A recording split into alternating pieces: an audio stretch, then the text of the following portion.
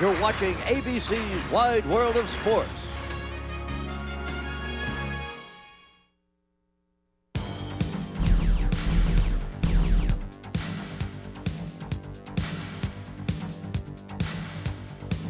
When you have won the Indianapolis 500, it becomes the defining moment of your life.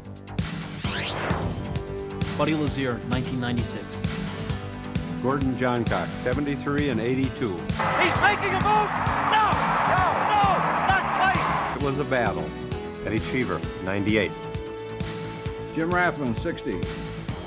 Mario Andretti, 69. My life has never been the same since I won the Indianapolis 500. Rick Mears, 79, 84, 88, and 91. Little Al, 92 and 94. He looks for a place to come by. Scott Goodyear tries it, but no. The closest finish in Indy history. Al Sr., 70, 71, 78, 87.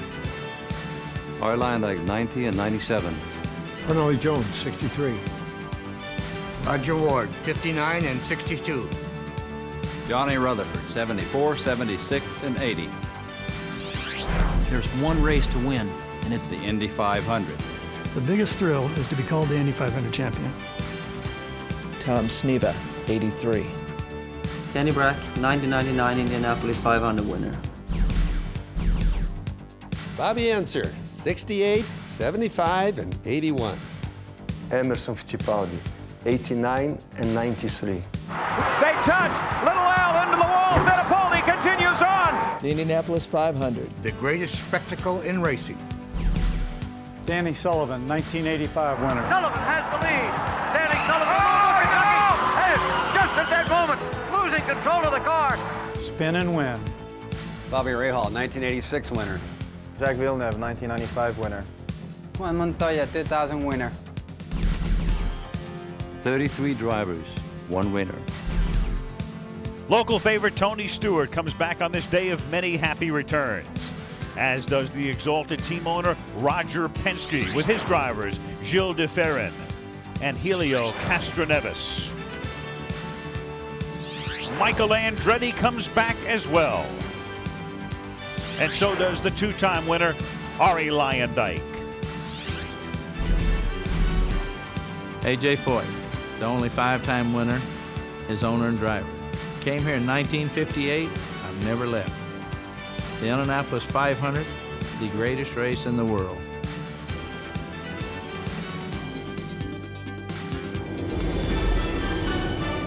ABC Sports presents the Indy Racing League. Today, the greatest spectacle in racing, the Indianapolis 500. And we've gotten a break in the weather. It has rained a good part of the week and poured yesterday afternoon, but right now, cloudy skies, very slight chance of rain, but not until later this afternoon. The temperature is 62 degrees and 400,000 to look on. Good morning, everyone. I'm Al Michaels, and you know the temples of sport are easily identified. Yankee Stadium, Wembley Stadium, Churchill Downs, Madison Square Garden. They are to sport what Buckingham Palace and the Palace of Versailles are to royalty. And so welcome to the unquestioned shrine of motor racing, the Indianapolis Motor Speedway. This is where the kings of racing are crowned, and for the last few decades, the royal names have been Foyt, Andretti, Unser, Penske. But this sport had its own palace revolt 6 years ago, and with the armies marching off in different directions. But for now, however, all the kings and all the king's men are back together again, and the populace couldn't be happier. And just for good measure, there is an emerging queen on the horizon. There is no better story around than 20-year-old Sarah Fisher doing battle with the big boys at 220 miles per hour. And if there is something else that distinguishes the Indianapolis 500 this year, it is balance. Never in the history of this race has there been a narrower speed margin between the fastest and the slowest qualifiers. Within the hour, 32 men and 1 woman will take the green flag for what promises to be one of the most unpredictable, wide open, and competitive Indy 500s ever. And leading the field to that start-finish line and taking the green flag will be the pole sitter Scott Sharp, who qualified at better than 226 miles per hour, his 7th 500 start, as we go to Jack Arute. Well, Michaels, you would think that at 500 miles you might have some time to rest, but Scott Sharp, as deep as this field is, when do you ride and when do you race? These days, Jack, with the competition, I don't know if you ever rest. You know, you're always going to push pretty hard. Maybe you save a little something for those last 10 laps, but I think you're going to have to get on it pretty good all day. Al, they may have won the pole and the pit stop competition, but 24 days ago, they unloaded their gear with one goal in mind, and that takes place at 11 a.m. today. All right, Jack, as you will know, part of the pageantry and tradition here at the Indianapolis Motor Speedway. In about 40 minutes, the Purdue Band will play Back Home Again in Indiana, and that's appropriate because clearly one of the themes in the race this year, Back Home Again in Indiana, for this year's 500. Comebacks have been a part of Speedway lore since 1911 when Ray Haroon came out of racing retirement to win the first 500. This year's race will feature its share of returns. For Roger Penske, the finish line has always been the bottom line. No owner has won this race more times. His first win was with Mark Donohue in 1972. His teams have added 9 more wins, have earned 11 poles, and own a host of track records. He has been at the forefront of chassis design and engine design, and he's had the finest crews and drivers. But the bitter taste of failure came to the Penske team in '95, when after days of frustration, neither of his drivers, Al Unser Jr. or Emerson Fittipaldi, made the field. The IRL kart split has kept Penske away from Indy, but with kart champion Gilles de Ferran and Helio Castroneves, he's back this year as a major force. Arie Luyendyk returns to the Brickyard after a decade of dominance and a year in retirement. Winning the Rookie of the Year award in '85 was just a harbinger of things to come for the Dutchman. Arie won the fastest Indy 500 in history in 1990, and then in 1996 he set lap qualifying records that still stand. But on race day, a collision with Eliseo Salazar eliminated any chance for victory. A second triumph at the Speedway, though, came in 1997, and Luyendyk was at the peak of his career. But then age and other factors led to an early retirement and a move to the broadcast booth. It was in that booth 1 year ago he decided to return. For Tony Stewart, winning the Indy 500 has always been the ultimate goal. Growing up in nearby Columbus, Indiana, he was a racing prodigy and fantasized about the Speedway. The dream turned to reality in '96 when Tony started from the pole and was Rookie of the Year despite finishing 24th with engine problems. Then after running both a 500 and a Charlotte 600 on the same day in '99, he drove full-time for Joe Gibbs' NASCAR team last year. Now he's back and will once again pull an Indy Charlotte double today. Michael Andretti is returning to the Speedway. No man ever has led more laps here without winning the race. The son of '69 winner Mario Andretti, Michael was Rookie of the Year in 1984, but he also brought the famed Andretti luck. In 1991, he was leading up until lap 188. A year later, only 8 laps from the finish, engine failure struck again. And then in 1995, with a 16-second lead, wouldn't you know it, another dose of Andretti luck. Michael Andretti is kart's all-time victory leader, but he's never won the race that's most important to him. After a 5-year absence, Michael, what are your thoughts as you're ready to return for the Indianapolis 500? Well, we're pretty excited about it. You know, a lot's gone into this. You know, people like Motorola and Archipelago have really gone to bat to get this thing here, and we're here now, ready to do our job. I think we have a really good race car, and hopefully we'll have a good day today. Michael Andretti looking for a little good luck today, Jerry. On Roger Penske's last visit here 6 years ago, when his drivers didn't qualify, he said the walk back to the garage area was long and lonely. And Roger, does this day finally allow you to put those memories to rest? Jerry, this is going to be a great day for us. Obviously, that was the low part of our career, but coming back here, the people have been terrific, and we've got 2 terrific drivers, and we're just waiting to get this race started. Roger, it is great to have you back. Welcome home. Jason Priestley? Thank you, Jerry. Piloting the number 5 car today will be our 2-time Indy 500 champion, Arie Luyendyk. Arie, last year you stood in the broadcast booth, and on the parade laps you heard Little Al talk about just how emotional he was and how exciting it was to be back at the greatest spectacle in motorsports. You're preparing to do that yourself today. How are you feeling right now? I'm feeling good about myself, and I'm excited to be here, of course, but you know, going into the race, I haven't started a race in 2 years, so for me it's, you know, I'm going to take a conservative approach at the start and kind of find my slot somewhere and just get through the first couple of laps and get into a racing rhythm, because, you know, I haven't been in the car for 2 years as far as racing wheel to wheel. I've practiced a lot here and I feel good in the car, but, you know, racing wheel to wheel against 2-3 guys going into the corner, I have to get back into that groove. Al Michaels, Arie Luyendyk will join our broadcast team today as he will be talking to us via radio during the parade laps and any cautions we might have. Thank you, Jason, as he tries to win the race for the 3rd time. He's one of 4 former champions in the field today. Will we have a repeat winner, or will one of the other 29 win the Indianapolis 500 for the first time ever, as we take a look at the starting grid for the 85th Indy 500. Row 1, Scott Sharp on the pole. Last year's pole sitter, Greg Gray, is in the middle. In row 2, Arie Luyendyk on the outside, 2-time Indy 500 winner. In the third row, Tony Stewart, the marathon man. He'll drive 1,100 miles today and tonight.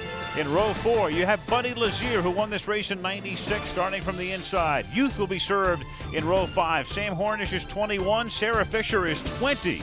In row 6, no one's had more hard luck at Indy than Scott Goodyear. In row 7, the regal names, inside and out, Unser and Andretti. How tough is it to win from row 8? No winner has come from that row since 1935. Out of row 9, Eddie Cheever on the inside, won the race in 1998.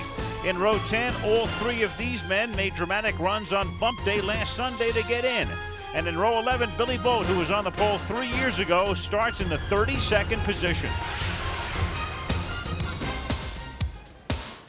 And there's a live shot of Billy Boat as the WorldCom countdown to the start of engines tells us we're 40 minutes from that moment. 400,000 to look on at Indianapolis Motor Speedway. A lot of eyes trained all day on that car. Number 15, driven by Sarah Fisher. What a story. Here's Jack Arute. She may be only 20 years old, but Sarah Fisher has been at this racing game since the age of 5. Do you think you're a good driver? Yes, I do. And what makes you think that? Well, I won a heat race.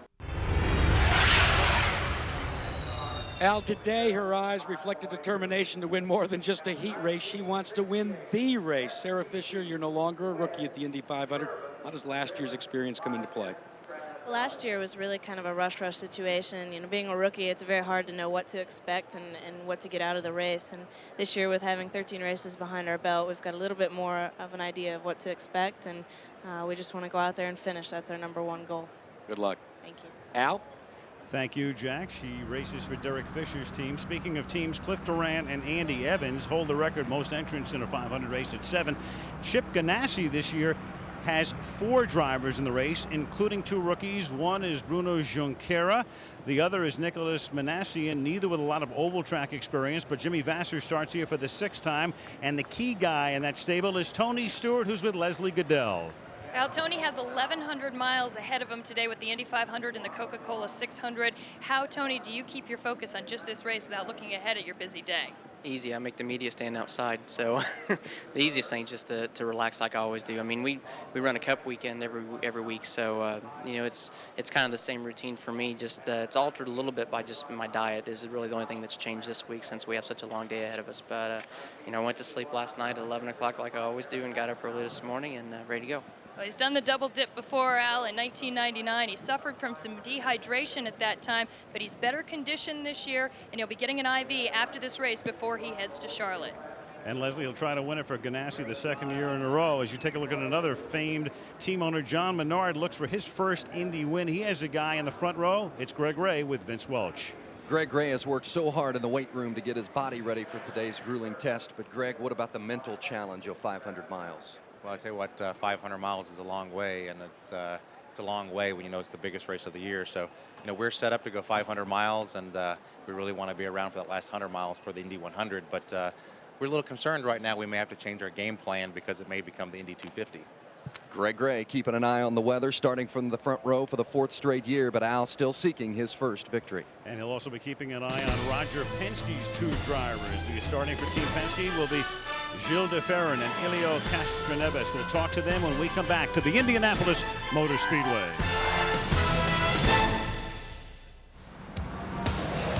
A look at the WorldCom countdown clock. A little more than a half hour before the gentlemen and the ladies start the engines. Meanwhile, a look down at the Speedway. Aerial coverage of today's race being brought to you by Monster.com, sponsor of Monster Sports Jobs on ESPN.com. That blimp travels around to all of the great events around the country. Speaking of travel, here's Dr. Jerry Punch. 6 of today's starters who also compete on the kart circuit have had a busy month of May. After racing at Nazareth, they stopped in Indianapolis to qualify, then sped to Motegi, Japan for a race 9 days ago. Then the long journey back brought them here for today's Indianapolis 500. Penske's two drivers, reigning kart champion Gilles DeFerrin and rookie Elio Castroneves, were a part of that whirlwind month of May. And Gilles, I got to ask you, it took a supreme effort for you and your crew just to be here. Why is this race so important? Well, obviously, you can just look at the stands and realize that. I mean, obviously, this is one of the biggest races in the world, if not the biggest. And, you know, it's a race that we want to be part of and obviously do well. Elio, I'm told you got some advice from Rick Mears and Paul Tracy and others about what to expect on lap 1 in turn 1. What'd they tell you?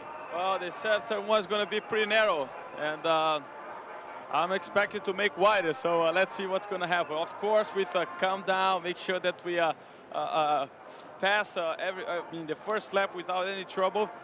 Enough. I'm ready to go, man. I tell you, let's go. Al, both these drivers have to be considered among today's favorites. They do, two rookies, and here's a guy who's not a rookie, but he's only 21 years old, Sam Hornish Jr. More on this emerging star from Vince Welch. In his Panther Racing Team debut, Sam Hornish Jr. fulfilled all expectations by driving to victory in the season opener at Phoenix. To prove his Phoenix success was no fluke, Hornish again dominated at Miami to open the season with back-to-back wins. Hornish comes to Indianapolis having won 2 of 3 races. The second-year driver has led nearly half the race laps this season and is the youngest race winner and points leader in Indy Racing League history. Sam, both of your victories have come on 200-mile events. What is your main concern as you head to a 500-miler today?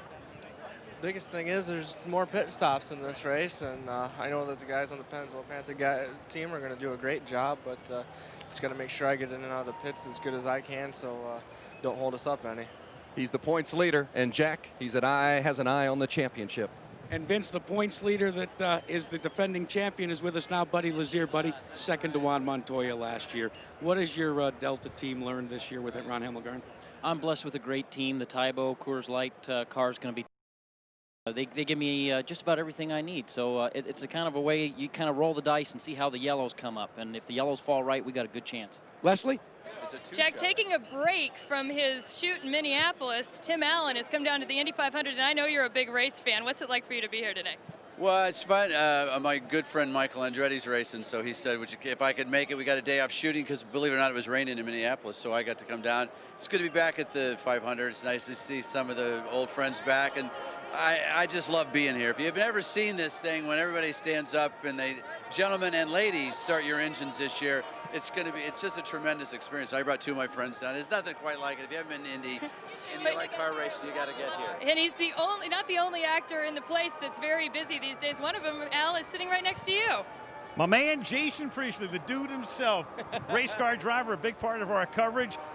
You've been to the Indy before, to the 500. Is there anything like it in all the motorsports? No, there really isn't, Al. I mean, all you got to do is look around this track or drive around this track, see all these people, feel the electricity in the air. There's nothing that compares to this anywhere in the world. You'll be upstairs calling the race. Who do you think has the best chance to take the checkered flag today? Well, I mean, today, as you mentioned earlier, it's been raining all week, and so there's no rubber left on the track. And really, you've got 33 drivers who all have a legitimate chance to win this race, because none of them really know what the track conditions are. So it could favor guys with a lot of experience, you know, Scott Sharp, Mark Dismore, Robbie Gordon, Scott Goodyear, guys like that. But on the other hand, it could be one of these young guns just step up and try and take the mantle away. And then there's Sarah Fisher. Let's roll some tape. Tell me what this is all about. Oh, this is right here. Sarah asked me to go out and play hockey with her. And obviously I said something in a telecast that really upset her, because all she wanted to do was beat me up. Oh, again? 10-minute misconduct penalty for Jason Priestley. Perfect segue. Hockey comes your way Thursday on ABC. Game 2 on ESPN on Tuesday, but Game 3 Thursday. The Avalanche. Last night, Joe Sakic with that great goal led Colorado to a 5-0 win over the Devils. Stanley Cup action coming up this week on ABC. In that car is Susan Wagner of Bloomington, Indiana. She was the grand prize winner of the Oldsmobile Pace the Race contest. She led a parade of historic Oldsmobile Pace cars on a ceremonial lap. The bravado represents Oldsmobile's 11th and final appearance as the pace setter for the Indianapolis 500. One of the fixtures at this racetrack, Eddie Cheever. He has made a start in each year since 1990. Start number 12 in a row today for Eddie Cheever as we go to Dr. Jerry Punch. And guys, 98 winner Eddie Cheever and two-time runner-up Scott Goodyear have combined for 21 events here in the Indy 500, which makes them the most experienced two-car team here. And Eddie, I got to ask you, based on the weather conditions, with all your experience, what are you most concerned about today? This is going to be like 92, where the restarts were really tricky and a lot of people were making mistakes with cold tires, so it's going to be the hardest thing of all because we haven't run in this sort of temperature for most of the month, so it'll be tricky. But the field is so tight that it's going to be very hard to pass cars. I think you got to do it on restarts at the start of the race. Scott, three times you've come oh so close, but I sense an air of confidence today that maybe this is your day. I think we're very confident. You know, the guys in the team have done a great job. And like Eddie said, you know, I think 1992 sort of reminds me of 92 when I got up this morning. So, you know, just be smart, be patient, and go 450 miles because the race is really going to start with the last 50 miles, I think. Well, Al, if the Indy Infinity engine performs as expected today, watch out for Team Cheever. Watch out for Team Cheever. Always watch out for that man, Al Unser Jr., who came back after an absence last year. And when you think of Al Unser Jr., you think about the entire family, of course. Al Sr. won the Indy 4 times. Uncle Bobby won it 3 times. 9 Indy 500 wins for the Unser family. Let's go to Jack Arute. Well, Al Unser, the landscape may have changed since you first came here in 1983, but what about your drive? Hey, it's if anything, it's gotten a little bit better because we're more calm. Know what more to expect here, and so we're going to go out there and just have a great time today. Al, how important is Al Unser Jr. to the IRL? He was voted most popular driver last year. And watching him each and every move today, the guys calling the race upstairs. Well, Bob Jenkins is a native Hoosier. First attended this race 4 decades ago. He's watching his 40th Indy 500. Larry Rice was Rookie of the Year in this race several years back. Has run here twice. Gentlemen, it is yours. Thanks very much, Al. Well, if qualifying is any indication of how it's going to go today, it's going to be exciting. You mentioned that this is the tightest bunch field in the history of the Indianapolis 500. That's going to be great for the spectators, but what about the drivers, Larry? Well, it's going to make passing critical. You have to plan a pass well before you get there. By the time you get to the short straightaway, between 3 and 4, you should be only a few feet behind the guy in front of you. You catch him coming off of the corner, then you drop down, going down the straightaway, and complete the pass going into turn 1. Most record number change of lead changes, 29 back in 1960. Ironically, Al, my first 500. Wow. Jim Rathman, who we saw in our tease, the winner of that race. Anticipation, excitement, all building. There goes Michael Andretti getting his ride to the grid. A little bit more than 21 minutes for the countdown.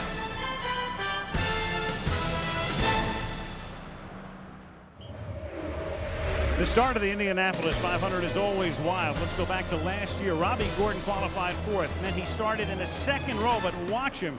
We have him highlighted there.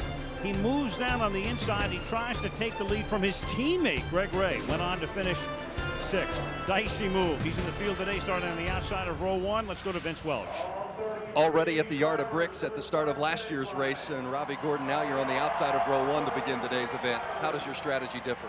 I'm very excited about the opportunity. You know, we qualified good. I think my race setups are pretty good. Starting on the outside, I mean, that's kind of the normal line going into turn 1. But the most important thing for me and everybody else is get all of us through turn 1 clean. It's 500 miles. We'll race them from their home. Al? All right, thank you, Vince. Well, starting in that 4th spot this year will be Mark Dismore. I know Father's Day is 3 weeks away, but this is too good a story to hold in the can for that long. Mark Dismore, a look at him with Jack Arute. There exists in every father-son relationship moments that both define and divide. It's hard for anybody and their father to, first of all, to get along and relate. But at the same time, I think the father always wants the son's approval and the son always wants the father's approval. For Mark and Emerson Dismore, racing was their source of commonality, a chance for them to measure each other, an opportunity for Mark to validate his worth within his father's rigid value system.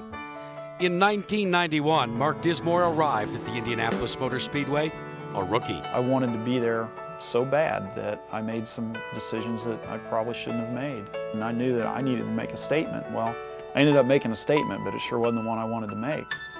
Yeah, I thought he was a dead man, you know, because that was a terrible crash.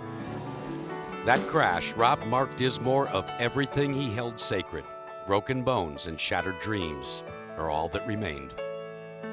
The emotional hurt was probably more devastating than the physical hurt. You know, I still feel like I can do well in this sport, and I go out and I have a miscue, and it kind of hurts me emotionally as well as physically. Quietly from the darkness emerged a tender act from an uncommon man. I know when I was in intensive care for about, I don't know, 10 days, 2 weeks, whatever it was, he was there every day for me, holding my hand, talking to me, you know, telling me he was proud of me, you know, and hang in there and everything will be all right. In 1999, the dad that Mark fought with and cried with contracted cancer. A cancer that became a portal of opportunity for Mark when he won his first Indy race at Texas. Hi, Dad, this is for you. I hope you whip that damn cancer. No one is sure how many more Indy 500s Mark Dismore will race in, and fewer know how many his father will live to witness. But both pray that God will allow them one remaining moment of celebration that will define them rather than divide them and crown Mark Dismore Indy 500 champ. Yeah, I'd sure love to see him win this one. It's what he needs, you know. It'd be the biggest gift I could ever give him.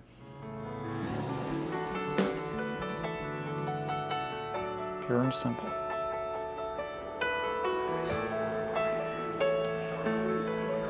Emerson Dismore will be at Mark's home in Greenfield, Indiana, watching the start of the 85th Indianapolis 500, just minutes away. Indianapolis Motor Speedway moments ago.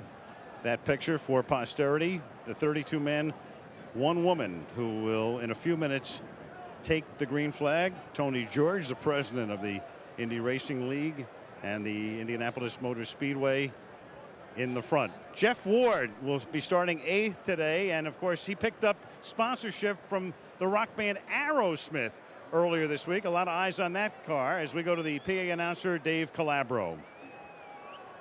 All right, race fans, are you ready for a special treat?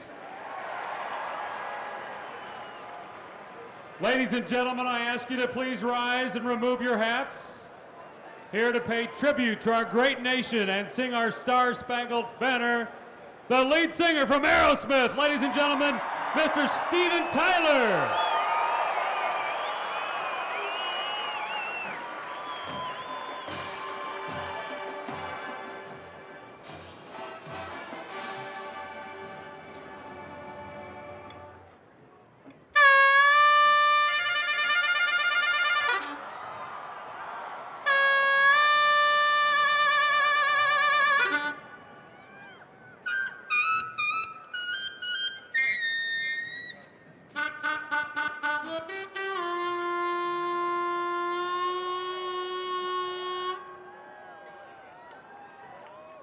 Oh, say, can you see by the dawn's early light what so proudly we hail as the twilight's last gleaming, whose broad stripes and bright stars through a perilous fight, all the ramparts we watched were so gallantly streaming, and the rockets red glad, who bombs bursting in air, can't prove through the night that our flag was still there.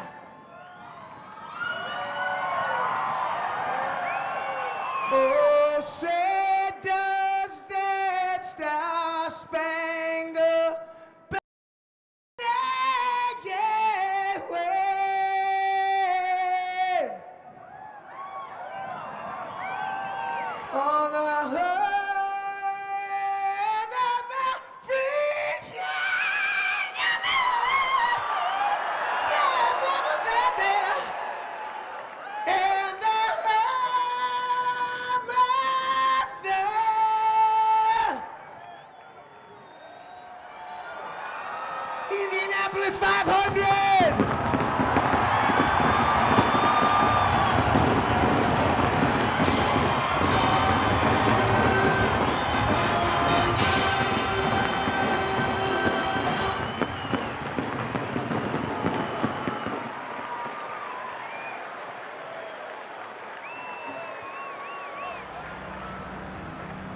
We'll be back with the 85th Indianapolis 500 after a word from our ABC stations. The winners are legendary Andretti, Unser, Mears, and the unparalleled Foyt. Now, names like Salazar, Hornish, Fisher, and Sharp make their bid to join the most exclusive fraternity in racing. We're about to go green.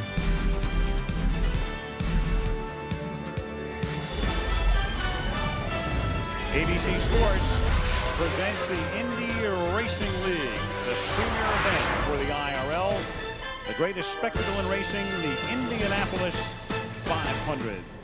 Pre-race pageantry continuing. The drivers getting into their cars on the starting grid. 33 per usual to take the green flag, and that's just minutes away.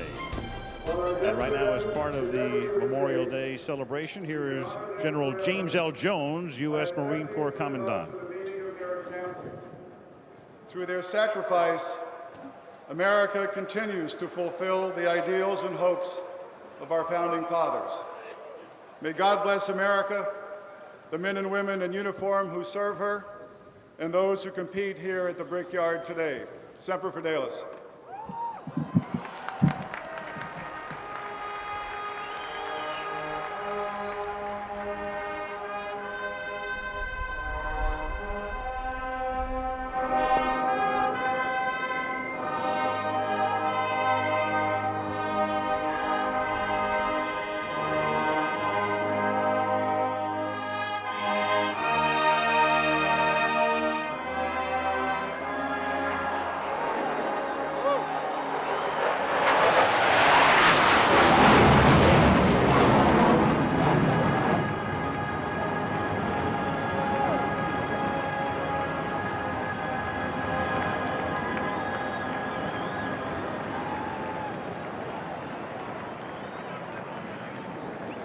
Race fans, his voice has become an institution at this race. Here to perform back home again in Indiana is our great friend, Mr. Jim Neighbors.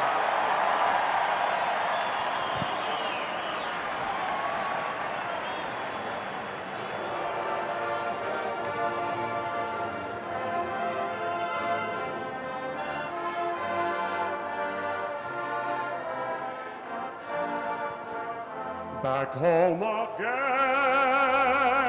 in Indiana, and it seems that I can see the gleaming candlelight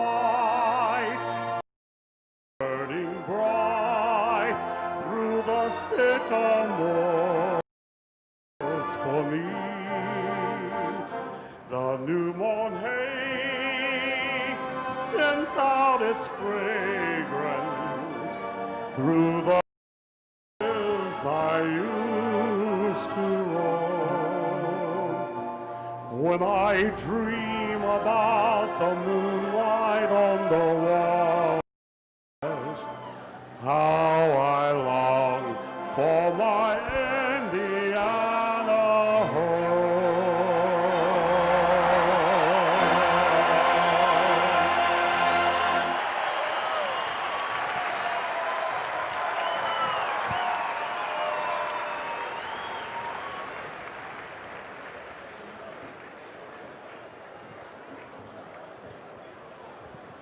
And now, to give the most famous words in motorsports, is the chairperson of the Indianapolis Motor Speedway, Mary Holman George. Ladies and gentlemen, start your engines. Hey!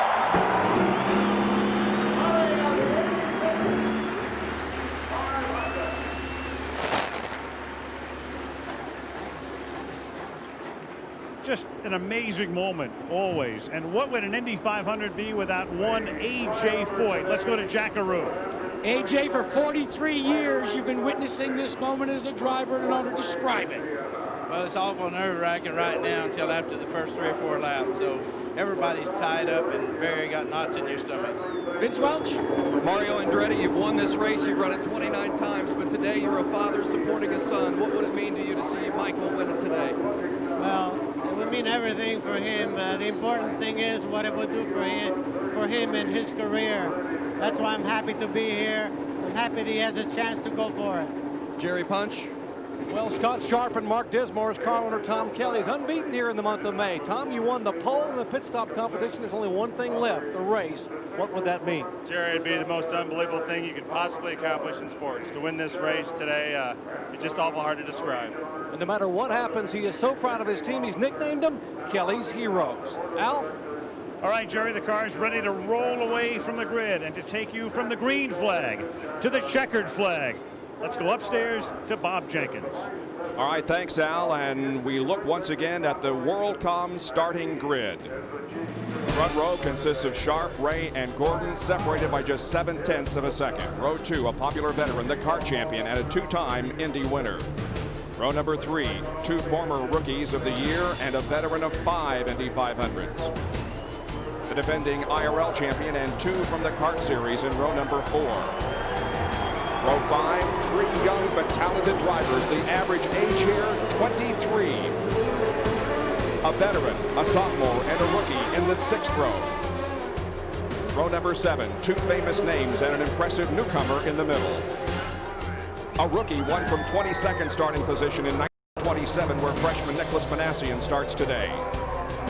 A former winner and 2 seasoned veterans sit in row 9.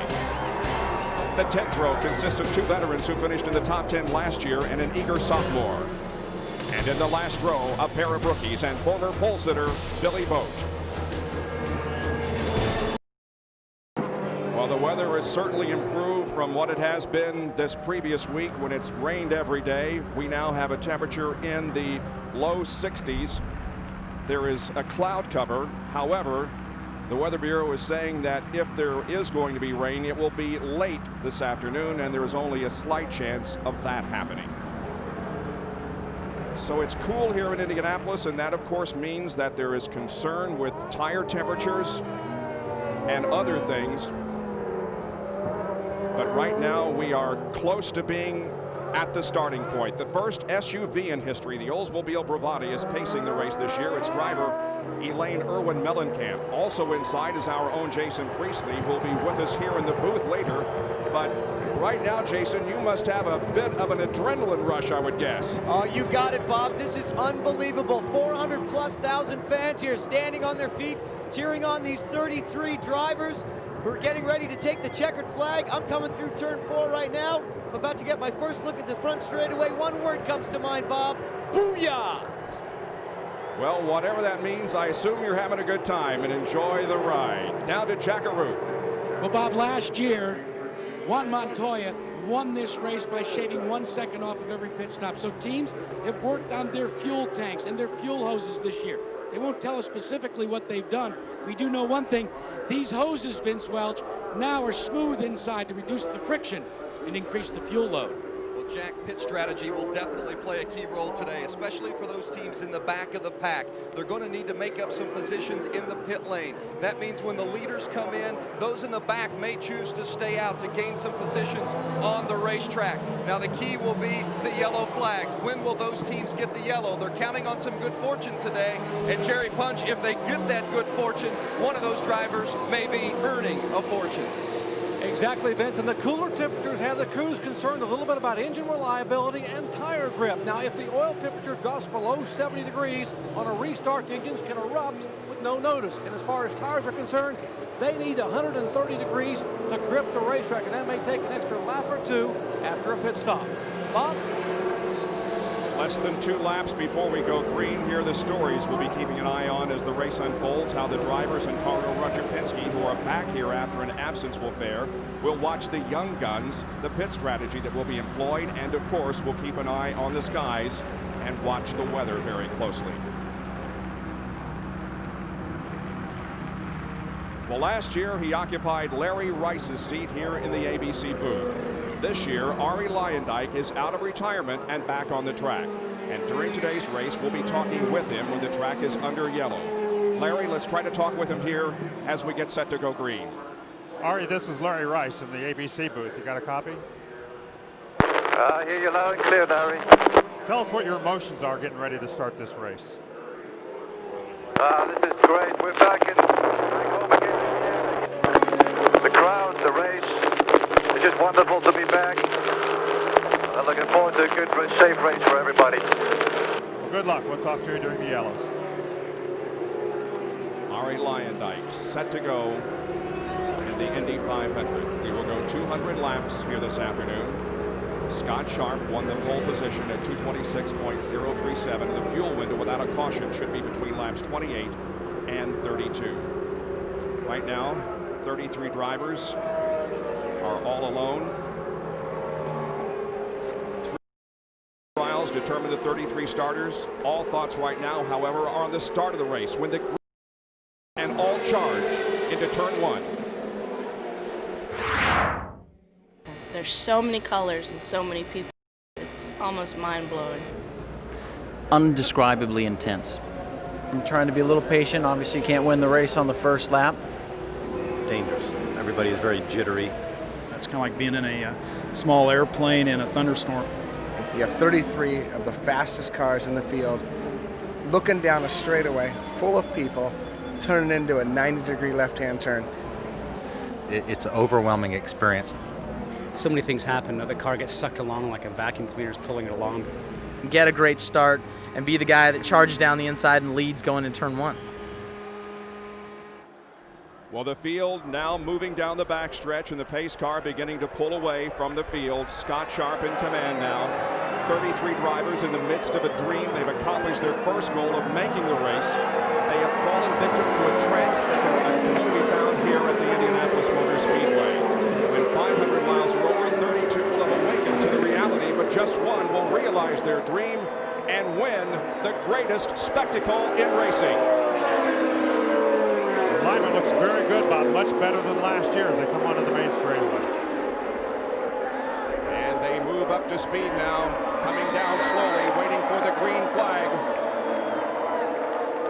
And the quest for racing immortality is underway for the 85th time. The Indianapolis 500 is on, and Scott Sharp jumps into the lead. Robbie Gordon already, very good. Scott Sharp. He bobbled in turn 1, and he's hitting the walls. Scott Sharp. Scott Sharp got high coming off at turn 1 as Robbie Gordon was trying to go around the outside of Greg Ray. And you can see a lot of the cars went back down to the inside pit lane just to get around him. This is the 11th time an opening lap incident has occurred in the 500, most recently in 1998. Well, there is Jim Kelly and Jack Arute. Down to you. All that Scott Sharp said on the radio after hitting the wall and coming to rest, fellas, is, I am so sorry, guys. I am so sorry. Well, we noticed him, Larry, coming out of turn number 1 that the car bobbled, and sure enough, the car went into the wall. Let's take a look at it. Okay, here you see them coming through. Spun the thing. Cold tires got to him. Look at Gordon. He barely made him. The cold tires, he got down on that white line with cold tires and wiggled. Gordon did a terrific job to stay out of that accident, not make it worse than it was. Right there, he's on the outside. Barely missed. How close that was. And a lot of the drivers went up lane to avoid his. Here is his onboard camera. Oh, you can see he got down just too low going through that corner and lost the thing, went up and slapped it with the right side. Luckily, outside of the racetrack and didn't cross it and get in front of everybody else. Now here's a look from Arie Luyendyk's onboard camera. You can see Arie is taking it a little easy right here. Already, he's trying to miss an accident in the very first corner. Luckily, they could get out of the throttle. They weren't going that fast, and that's why. Very fortunate Scott's car did not come back down across the racetrack into the path of those coming. Well, the caution is out for the first time here at Indianapolis. Pole sitter Scott Sharp has crashed. Well, the caution is out here in Indianapolis because of an incident on the first lap. Scott Sharp crashes. We're on board with Greg Ray. We'll watch from his perspective as to what happened to Scott when he got down into one. You see Scott go down on that white line, and when he touched that white line, it just got away from him. And look how close Gordon was. He almost was in the wrong place at the wrong time. Down to Jackaroo. Tom Kelly, can you describe what you saw in that replay? It looked like a case of white line fever. Yeah, I just think the car tires were cold. Scotty got down awful low in turn one and got on the white line, and the car just snapped on him. Once that happens, that first turn, it's all over. Jerry Punch? We told you a moment ago they need 130 degrees in those tires to be able to grip, and so now a lot of drivers are asking what happened to Sharp, including Eddie Cheever. And a moment ago, Owen Snyder, Eddie Cheever's crew chief, said, look, Eddie, he got below that white line. You can put the left side tires down to the line, but don't go below it before 4 or 5 laps because those tires will definitely not grip. Bob? Well, that's certainly what we saw as Scott Sharp loses control down in turn number 1, bangs the wall in turn number 2. He is okay, but boy, what a disappointment. In his defense, Bob, we've talked all month about how it looks different to the rookies, but it looks different to the veterans too. When you're running down into turn 1, you've got that sea of humanity down there. That's a very sharp corner. I think he just misjudged, went a little too low into the corner because of all those people down there that he hadn't seen all month, and that's what caused the whole thing. Well, ABC Sports is giving you the chance to win a ride in an and a trip to next year's Indianapolis 500. We'll be revealing the Indy All-Access Sweepstakes Driver of the Day later in today's race, so stay tuned. Well, Jason Priestley joins us up here in the booth now after your ride in the pace car, which I'm sure was exciting, but we've had some unnecessary excitement here in the first lap. Yeah, it's really unfortunate when a crash happens like this on the first lap, as you know, for the fans and for the racers alike. You know, there's nothing like starting the biggest race of your life, but you'd really like to get a little further into it before the first yellow. Isn't that right, Larry? Well, you know, Scott Sharp's had a tremendous month. I'm sure he was looking forward to a great race, but that just shows you how what a very small mistake at any time, at any point in this race makes, and it can put you out that quickly. Here's Leslie Goodell. Scott Sharp, tell us what happened right there. I wish I totally knew. You know, I went down there, and obviously we all went a lot slower in there. I was way off the gas compared to where we were the other day in carburation day. Obviously then the track was a lot warmer, and so I knew we had to be a bit more gentle in there, but just it snapped right on me. I thought I'd caught it, but I was really surprised, unfortunately. By the Delphi guys, I feel so bad. I mean, I don't even know where to begin to talk about how much work and effort's gone into this month, and to throw it away like that, it's crazy. Sorry about your disappointing start. Jack, over to you. Leslie, we saw on the replays that Robbie Gordon had a very close call with that Delphi automotive car. Here's what Robbie Gordon did on the immediate yellow flag lap. Pulled his car down onto the safety apron, then onto the warm-up lanes, and he radioed to A.J. Foyt, I'm here to get comfortable again and to scrub off the debris that I might have picked up on the tires. Vince? A.J. Foyt, your driver, Robbie Gordon, narrowly missed a tragedy there in the first lap. What was the communication between the two? Well, talking, he said that he was going to turn around and drop back, so I'm glad we did. We wasn't going to race them down that first lap because we felt like we had some debris on our tires. We wanted to make sure they were clean, so that saved us. A.J. Foyt, guys. What a heart-stopping moment for... Well, this has been an interesting month in terms of incidents down in turn number 1, and for some reason that has been the scene of most of the incidents here this month.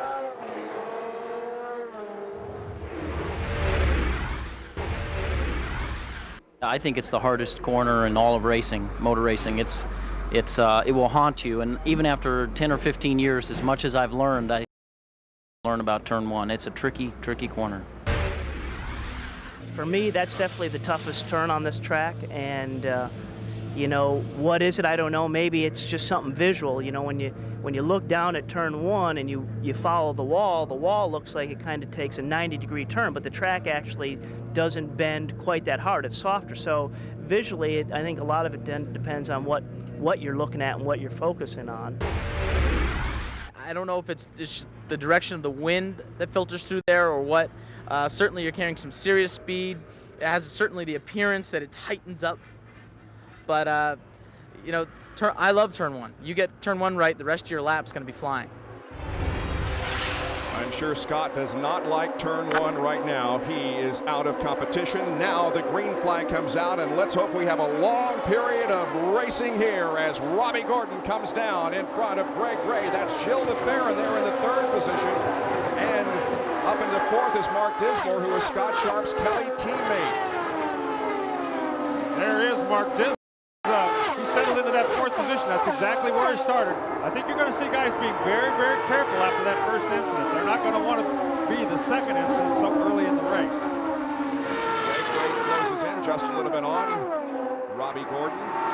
This is the fourth Indy 500 that Gordon has led. He has led a total of 31 laps coming into this event, and he now is about to lead 7 laps. Second straight year that a pole sitter here in Indianapolis has finished last. There have been 5 in all. Well, it's very, very unusual to have the pole sitter out quite this early. Last year, actually the race went for around 70 laps without a yellow flag. DeFerrin running third. Here is Mark Dismore running in the fourth position as those 4 cars are separated just a little bit. Ari Lyon bike, and we have another crash. That's Sarah Fisher. Sarah Fisher has crashed in turn 2, and we see another car that is also involved. So an early out for Sarah, and 2 of the favorites are eliminated. Wow, what a tough, tough break. And another car is up against the wall. That, of course, is Sarah getting out. So this is a 3-car incident in turn 2. You can see some very heavy damage to the back of her car. That car will not be repaired. It's a little oil lines are leaking out there, nothing to be really concerned about, but definitely a hard impact on the left rear of that car. She appears to be okay. Well, we'll take a look at the replays and see what happened. On board with her. Once again, she's on the white line. Cold tires, and she got up there, she collected that other car. It's Scott Goodyear, that car that we saw up against the wall.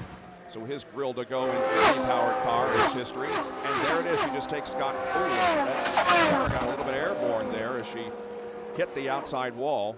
Wow, that's a big hit, guys. I'm glad to see that she's okay and moving around and out of the car and obviously okay, but that's really unfortunate. This happens a lot, Larry Rice, when you're on a cold track with cold tires. You get down, if you touch up on any paint, the paint's really like ice. Well, the paint is something that it's been warm all month long. It's been very hot here, so they could run on that paint, and it didn't really make a big difference. But suddenly, it's a big, big problem. Here's Jerry Punch.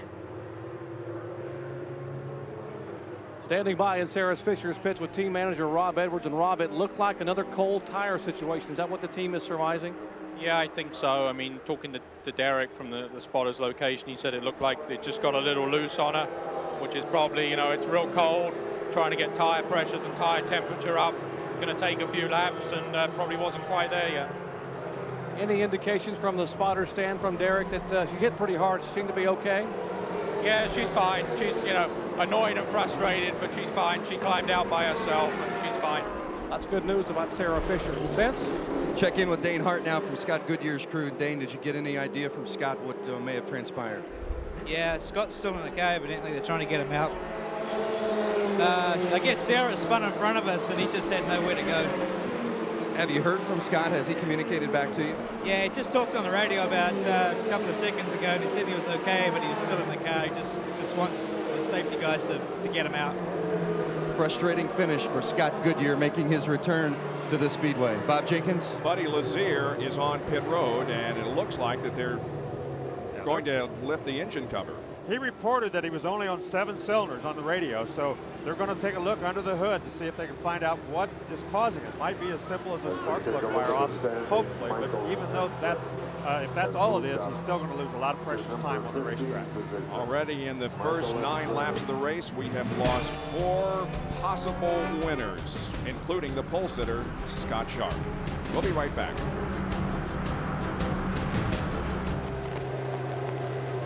Ten laps completed here at Indianapolis. Ari Lyondike running in 5th position. Ari, this is Larry Rice. That first corner was a little more exciting than you wanted, wasn't it? Yeah, Larry on the inside was, Jill had a really good start, and we kind of decided to to not do any games in the first turn, so can let him go. But I was keeping an eye on Mark Dismore on the inside, and when I looked up, I saw, I didn't know that it was Scott Sharp, but a car up against the wall. And good for me was that he didn't really bounce off the wall and back into my way. I just missed his drive shaft, which was rolling down the track. But other than that, never really got any debris on the tires, because that's a concern. You might pick up a puncture that way. So not really getting off to a good start here. We haven't really raced yet, but the car is good so far. Okay, well, good luck when they get the green. Down to Jack Arute and Buddy Lazier's pit. Well, Bob, Buddy Lazier is pitted for a second time right behind me. On the first stop, they changed the electronic spark box. But now, these Oldsmobile engines utilize electronic fuel injection. The spark box didn't cure the problem, so now the team is going to work trying to change the electronic fuel injectors. You can see them on the left-hand side pod of Buddy Lazier. They look like a string of salamis, but they provide the fire to these Oldsmobile engines. Well, we're still cleaning up the debris over in turn number 2 from that incident involving Scott Goodyear and Sarah Fisher. We'll return with more of the 85th Indianapolis 500 after this message and a word from our ABC stations.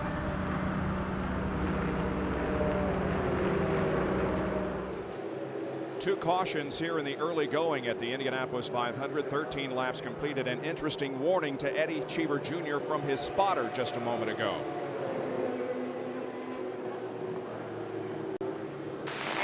Sarah Fisher did exactly the same thing that Scott Sharp did.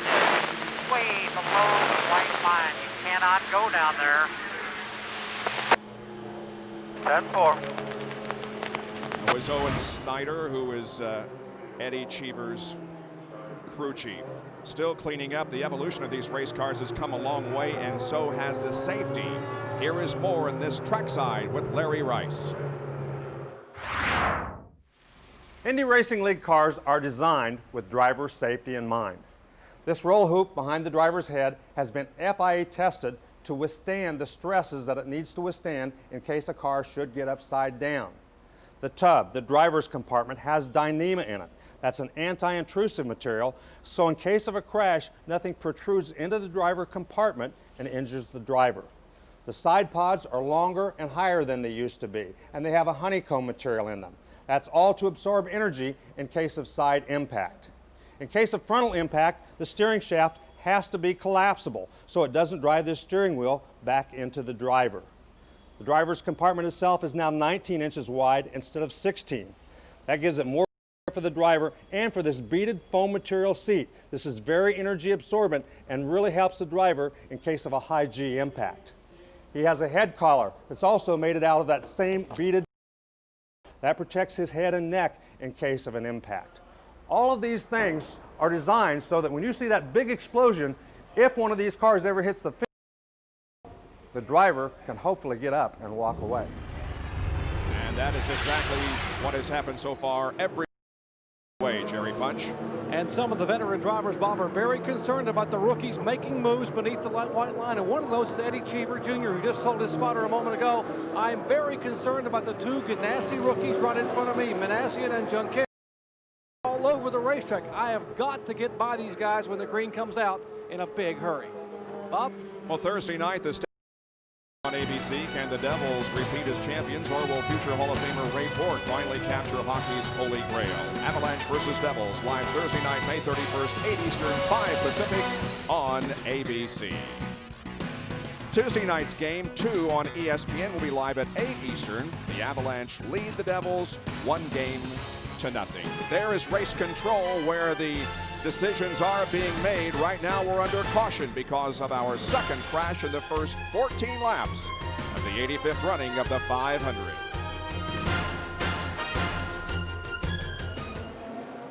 "16 laps complete here at Indianapolis, down to Jack Arute.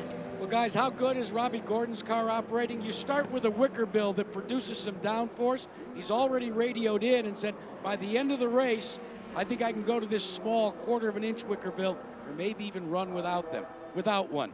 That creates the downforce, Larry, but if they can go down to the small one, look out. It really is a big advantage because you get a lot more straightaway speed. If you get straightaway speed, it really is a huge advantage at the end of the race. Robbie Gordon picks up the pace over in turn number 3, and we are about to go back to racing here at Indianapolis. The green will come out on lap number 18. And here we go once again.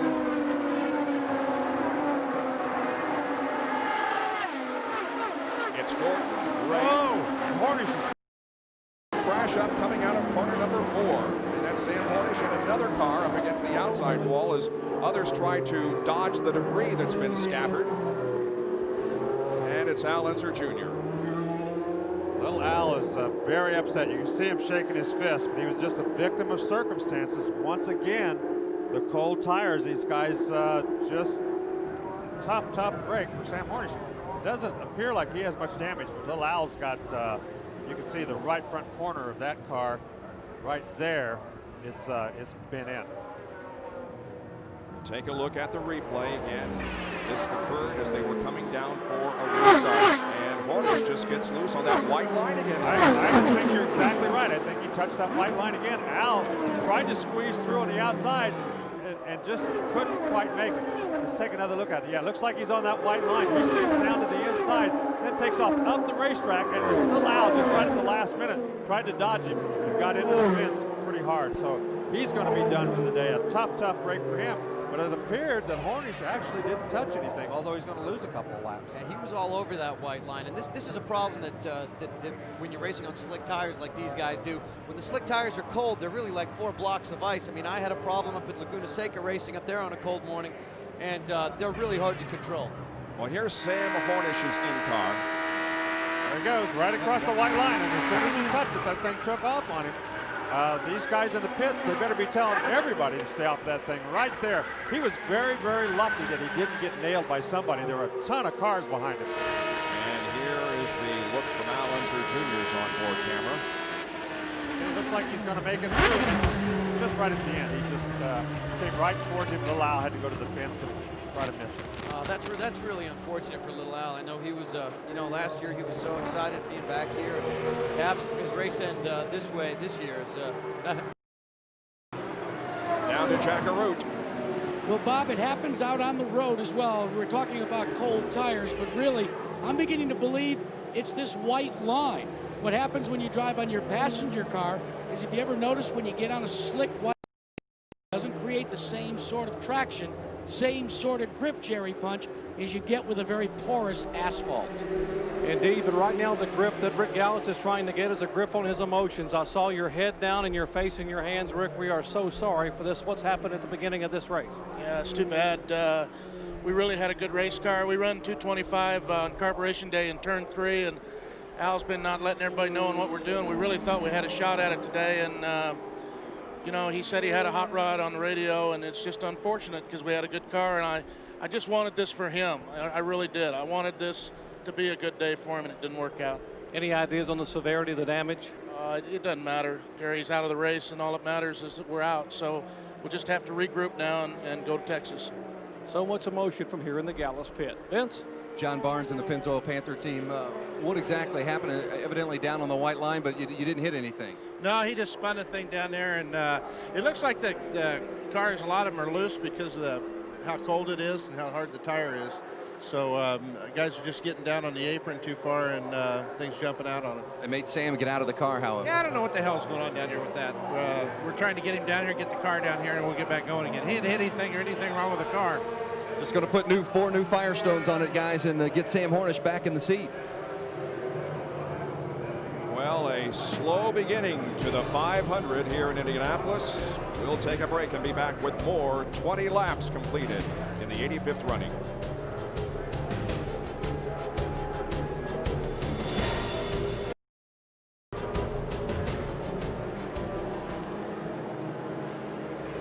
Can we record it?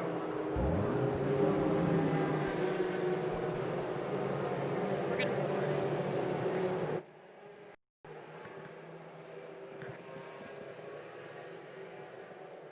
Obviously a very disappointing day for Sarah Fisher. I know you didn't want to end the race this way, Sarah. Can you tell us what happened? Well, it's just really, really, really loose. You know, it's kind of cold out here, and everybody's having kind of the same problems. It's just entirely loose. I've never been that loose here at Indianapolis, and it was something very unprepared for. I was just hanging on for dear life, and then finally I couldn't hold on anymore. I mean, I was fighting it and fighting it and fighting it. It even started rolling around some sway bars, but you know, that's what happened. It just snapped around. The white line itself, we've seen a couple incidents now where once they've hit that white line, Sam Hornish Jr. just spun out. Did that have anything to do with it? No, I don't think it's necessarily the white line. I think it's just, you know, tires aren't up to pressure yet, really, and it's just very cold out. And, you know, I've been running on the white line the entire month of May, and it hasn't bit me yet. It's never bit me here, so I certainly don't think it's the white line. I just think it's just pretty cold out, and there's absolutely no grip out there. But you're all right. I'm fine, thank you. Thank you, Sarah.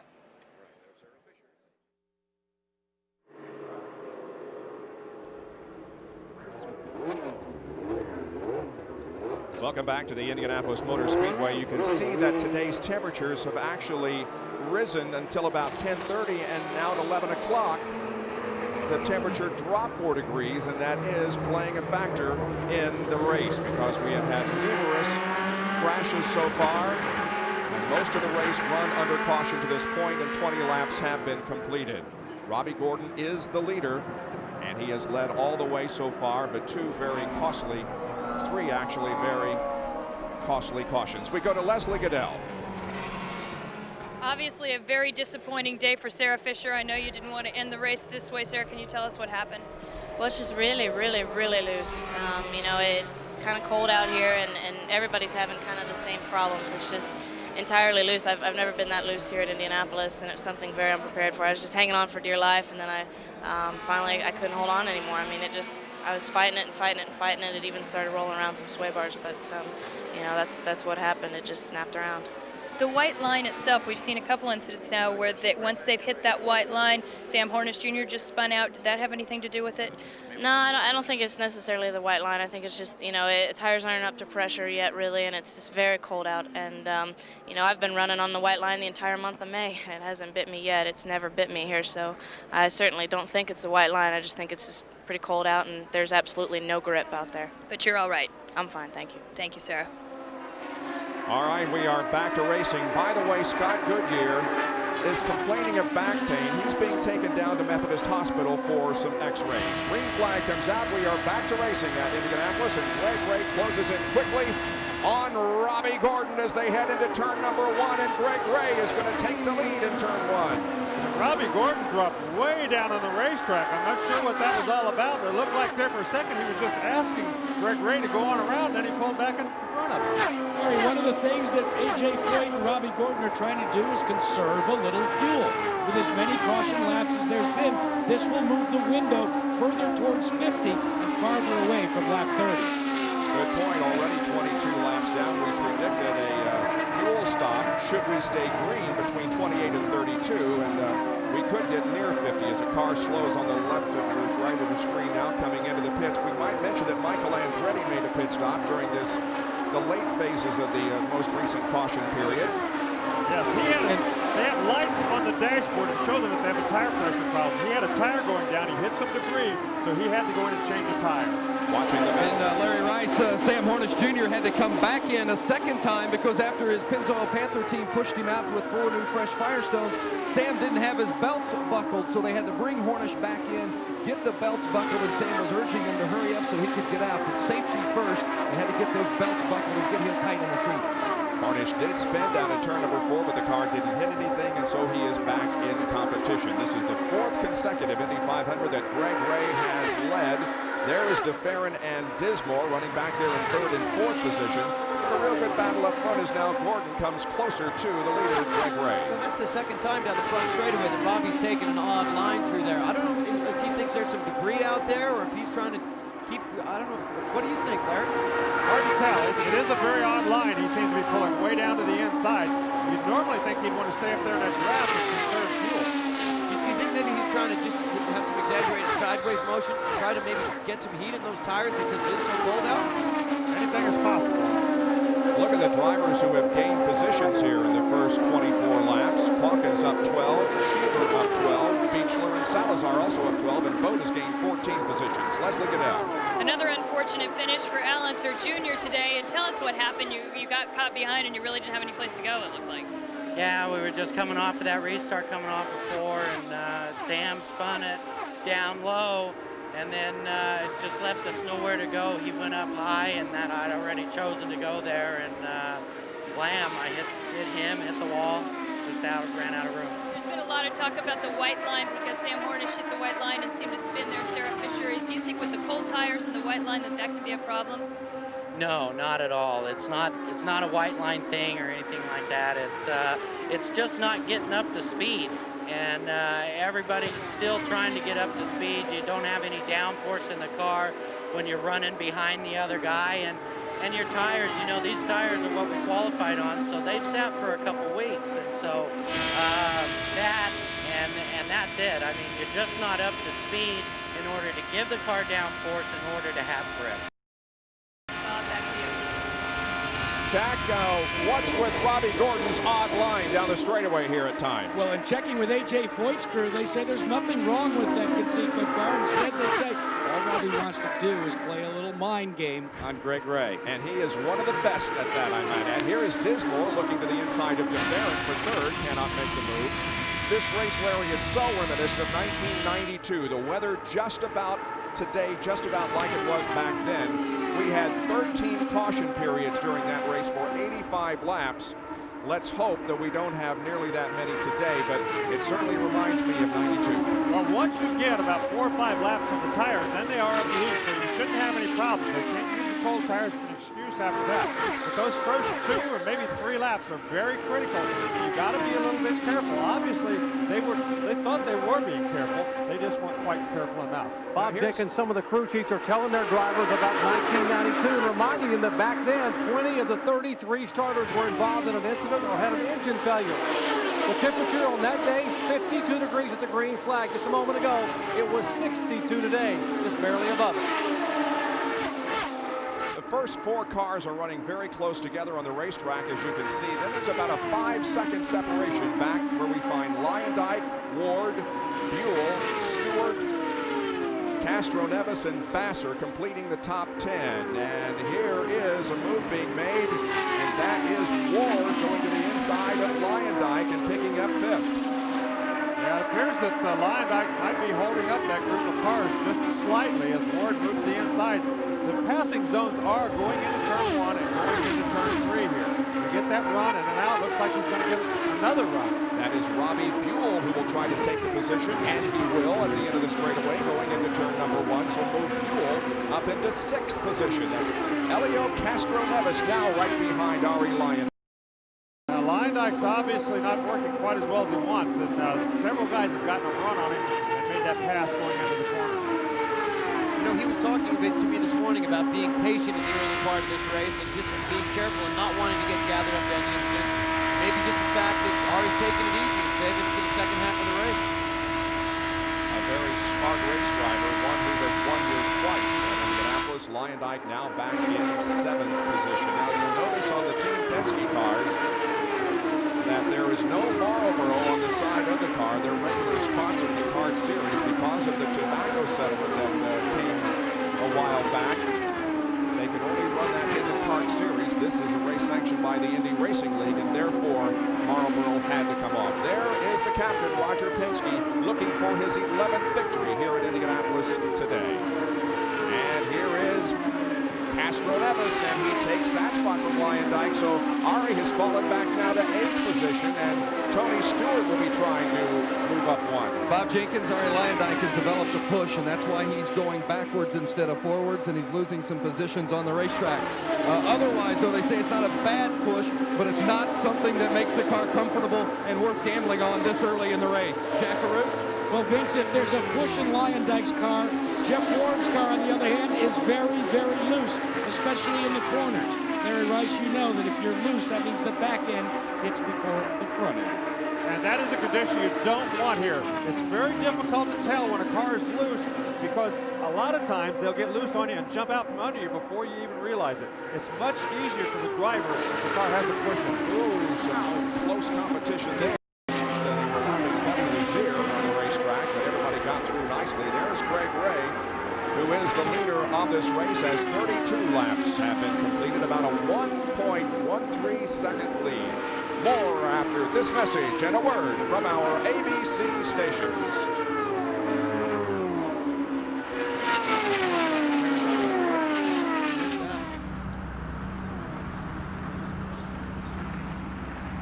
They're the top 5 with 36 laps completed at Indianapolis. Aerial coverage of today's race is brought to you by Monster.com, sponsor of Monster Sports Jobs on ESPN.com.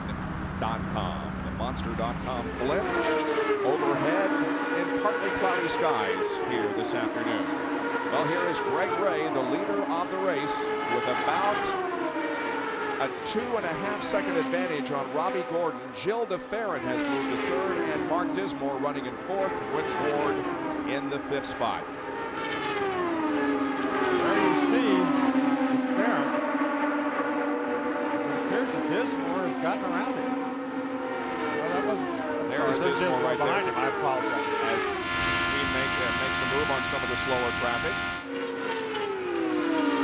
Right now we have 22 cars that are on the lead lap. And when you look at your scoring box up there on the upper left, if you see arrows, it indicates they're moving up or down.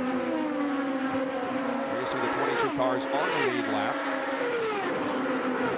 Buddy Lazier has had problems and has been into the pits on numerous occasions. Jacques Lazier is out there, but only has first gear, we understand. Well, coming up next, top athletes including NFL players Terrell Owens, Ray Lewis, and Jesse Armstead, plus Olympic medalist Alberto Tomba, match speed, strength, skill, and everything else in the Snapple Superstars. That's coming up next after our coverage of the Indianapolis 500. Just ahead of Jill DeFerrin there, who's in the white car, is Davey Hamilton, who drives for Sam Schmidt Motorsports. And they just put together a deal last night at 9 p.m. for a new sponsor on their car. And now it's the MyJack. I know that Scott and Dave were real excited about the new sponsorship, and looking forward to a good association there. Barron got around him okay. Now here comes Mark Dismore, who's running in 4th spot, coming up on Davey Hamilton, who continues to be the only driver who has started every Racing League began.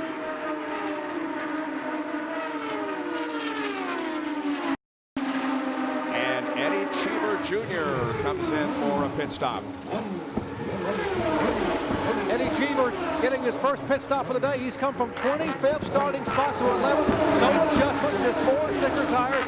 Eddie very pleased with the handling of the car. A single push coming from the right rear tire. They're losing valuable time here into the green flag. Still can't get the wheel nuts on. He lost an extra 1.8 seconds with that problem. Infinity-powered cars started this race today. One of them is already eliminated in the accident involving Scott Goodyear. Eddie Cheever Jr. is another one, and Robbie Buell also has the Infinity power here in the race. Yeah, you can hear his crew chief there saying, we're fine, hang in there, hang in there. Let's not forget, it's a long race, guys. We still got laps to go. Well, you have a tendency to get real excited and real mad when something like that happens. Here is Mark Dismore taking the position away from DeFerrin. And that was a textbook pass like we talked about prior to the race. He pulled the side of him and just blew him up going into the corner, giving the pole. You asked what happened to Robbie Gordon. He wasn't running up there in the top 3 or 4. That's because he's making his first scheduled pit stop, and it comes on lap number 41 to match the number on that car owned by A.J. Voigt. Gordon throws out the water bottle. They're trying to get, with the fueling it looks ring. like they're having trouble with the fueling mechanism. Oh, man, that's very costly. He's not getting any fuel in there. They can't get the fuel to go in. They've been finished doing the tires for about 10 seconds now. They had to reinsert the fuel. And the clock now at 30 seconds and counting as Gordon continues to sit on pit road, and finally 34.1 seconds after he stopped, he gets the car rolling again, but it's a very costly stop.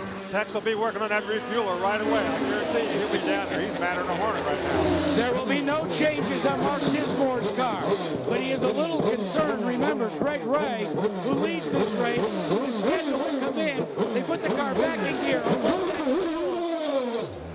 in 11.4 seconds. Dismore is away.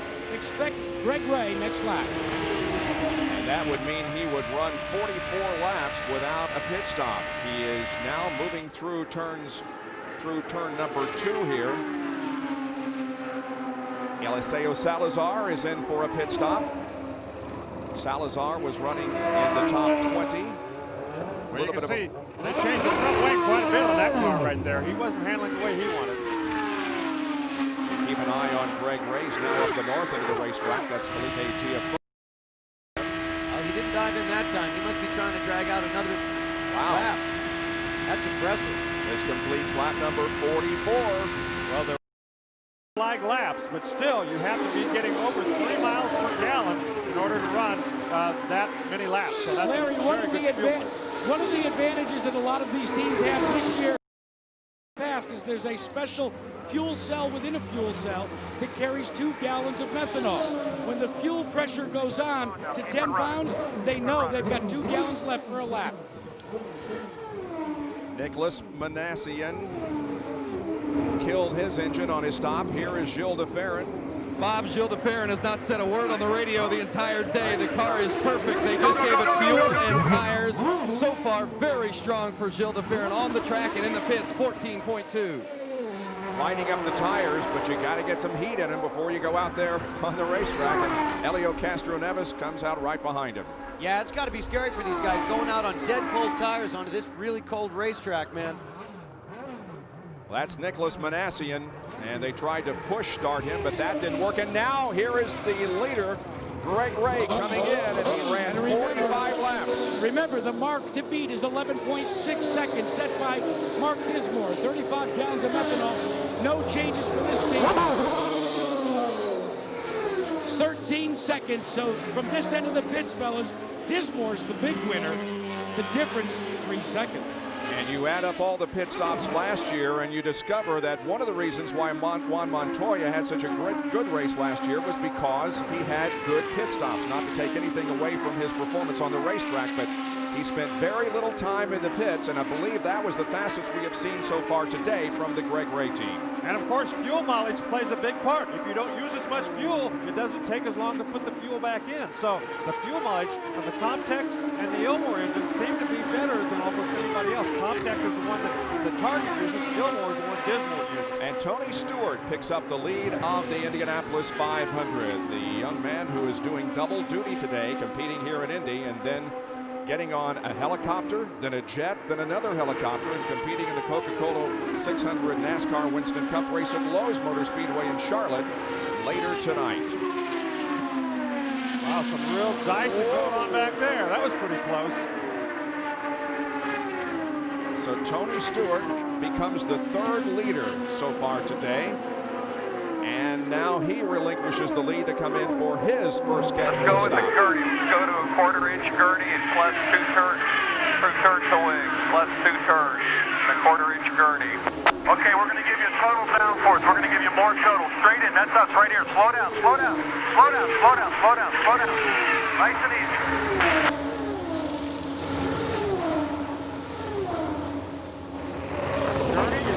On the back of the wing. See, he's pulling it out right now. He's going to stick it back in right there. That's what they're changing. That's going to give him more downforce. Waiting on fuel, ready? Go, go, go. They put a bunch of turns in the Watch your speed, watch the speed. They put a bunch of turns into the front wing too, Larry Rice, to try and give him some more grip up front. But even with all the changes that they made, the pit stop was less than 15 seconds. Michael Andretti has moved up to 2nd position. Okay, clear pit. Come all the way down. Keep coming. 4 tires, 4 downforce, 4 turns to rear wing, and a full turn to front wing. Here we are. Start moving over. Slow down. Slow down. Right under my hand. And we'll watch the stop. And Bob, they're just going to add some downforce to the car. Other than that, the car has been running fine. We've already reported on the fact he was experiencing some push earlier in the race as well. But now they're just fueling it, replacing the tires. As mentioned, the downforce added. And Illinois stalls it. Oh, costly mistake in the pits as it stalled, and now they're going to try to refire. Under the green, this is an unbelievable mistake. It really costs you time. Big push, big push. Watch your speed, watch your speed. Reset your fuel, reset your fuel. That's a mistake that's made because he hasn't run in 2 years. A little bit of a lapse in concentration. You cannot rest, even when you make a pit stop. You've got to be concentrating. You've got to be thinking 110% every second you're in this race. That time, he just made a slight mistake that cost him a lot of time on the racetrack. And Michael Andretti comes back to Indianapolis and is now the leader of the race. He pitted on lap 20, so he is out of sequence with everybody else. However, as Vince Welch told us in the time just before the green flag, that could be a smart decision to pit out of sequence, because really that's a good way for those who started at the mid or rear of the pack to move up toward the front. Well, he was upset because nobody else came in when he pitted. He had to pit because of that low tire pressure. But in the end, it could be a blessing. This is the 6th Indianapolis 500 that Michael has led. His father, Mario, you see there in the upper right box, won the Indianapolis 500 in 1969.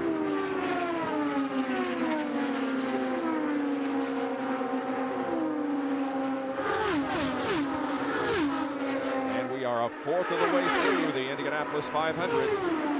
And here's our Aflac trivia question. Of the 60 Indianapolis, what is the most number of races it took to win the race?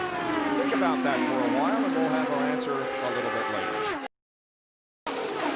Jack Arute has more on Robbie Gordon's pit stop. Well, you saw that Robbie Gordon had a lot of time to take on fuel. This is the dry brake fueling system that all cars use. It loads the 35 gallons. If you will notice, this is the dry brake area. This area pushes a flat piece that's on the car and makes a solid connection. If you do not apply this squarely, it doesn't make the connection, and therefore you can't let the fuel go in. It took a while for the fueler to realize that that was not happening. Some tough brakes for Robbie Gordon. As a matter of fact, he is just about to get lapped. He will be the next car to go a lap down. If he should be passed, Gordon slips back to 13th position. He is the last car on the lead lap. Michael Andretti leads the Indianapolis 500. Mark Dismore second, and Greg Ray is running third. We'll be right back. 56 laps completed at Indianapolis. There are your top 5. Now, when we went away, Michael Andretti was leading the 500. He came in for a pit stop, and that gives the lead to Mark Dismore, and he is the 171st driver to lead at Indianapolis. Glad you could join us on this cloudy and very cool day at the Indianapolis 500. We had several cautions already, and some of the favorites eliminated, including Scott Sharp, the pole sitter. Scott Goodyear is out, so is Sarah Fisher, Al Unser Jr. All of those eliminated in crashes just after this drop of the green flag in Scott Sharp's case. Now you can see right now, Mark Dismore is stuck behind Felipe Giafoni. The two of them seem to be running pretty similar speeds on the track, but the fastest car on the track right now is Greg Ray in second place, only 2 seconds behind Mark Dismore. This could get interesting real fast, guys. Down to Jack Arute. Well, the ever-unfolding and fluid saga of pit road continues, fellas. For both Greg Ray and Mark Dismore, fuel conservation becomes paramount. Check with both crews. They are, at this point, anticipating trying to make this race in just 5, count it, 5 pit stops. And Dismore now will try to make a move on Felipe Giafoni. He will not pass him. Giafoni is running in 16th position and is the last car on the lead lap. So he's gonna, he really had to back out of it there, so it's gonna be, oh, man. Wow. You were just right with the biggest save I've seen in one of those babies for a while. Wow. It looks like when he gets in the dirty air, when he gets up too close to Giafoni, he just loses the front end of the car, wouldn't you say, Larry Rush? Oh, yeah, he was just in that dirty air coming out there. He was too close to him at the wrong spot on the racetrack, and he did a great job hanging on to that thing, because it get 2 wiggles big time. Now, take a look at this. See, he drops down to the inside of him right there. Now, as they go through 3 and 4, he once again tries to come right up on him. He got out of the throttle so he didn't get too close when he was in that dirty air. Look at that. Twice he saved that thing in the same corner. Boy, that's some impressive driving right there. Oh, look at that. I don't think I've ever seen one get that far sideways and still keep going straight. Well, he's still trying to get around Giafoni. Pulls even with him here on the main straightaway, and Felipe will back out of it as Dismore lap down. 15 cars now on the lead lap. That's one of the things that all the drivers were discussing, this field being so close that sometimes you have to be patient because you just don't have enough to make a pass, and you have to wait for 4 or 5 laps. And then in the middle of that, you have a terrifying experience like that. Patience is certainly going to be a key factor because he followed Giafone for probably 6 or 8 laps. He didn't get excited. He was very methodical. He waited till he had a run. He took the pass and he made it stick. Here's a battle for 5th. Castro Neves and Buell, and Castro Neves gets him on the inside. Helio Castro Neves, Bob, is running very strongly. We just spoke with Dan Luganville, and he said the car has been terrific. They've had no complaints, and also they talked about the fuel mileage. They got a big break in that first segment with all the yellows, but since then it's been dominated by green, so they won't really have a true handle on their fuel mileage until after this segment on this fuel run. Then they'll have a clear understanding of what it'll take to get to the finish. Well, you've thought about it long enough. We're going to give you the answer. Of the 60 Indy 500 winners, what was the most number of starts it took to win the race? The answer? Well, 12. And that involves Sam Hanks when he drove to victory here at Indy back in 1957. It was right before A.J. Foyt's first year here in 1958. Isn't that right, Bob Jenkins? That is correct. As A.J. said in the opening of the show, he came here in 58 and has never left. We're on board with Buddy Lazier, and it's not been a good day for Buddy. It's really unfortunate when you have electrical gremlins like that in your car. It's just really frustrating for the driver and the crews alike. Running back in 27th position. Our telemetry showing you that he is up in the 210-mile-an-hour category at the end of the backstretch.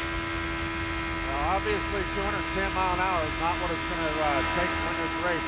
The leaders are all running between 212 and 214, so he's about 4 mile an hour off the pace. We have had 5 leaders so far. Greg Ray has led 23 laps. Robbie Gordon 22, Mark Dismore 11. He's a current leader. Andretti led 5. Tony Stewart led 1, and so did Ari Luyendyk. But Luyendyk now is a lap down because of the stall on pit road, and he is currently in 18th position.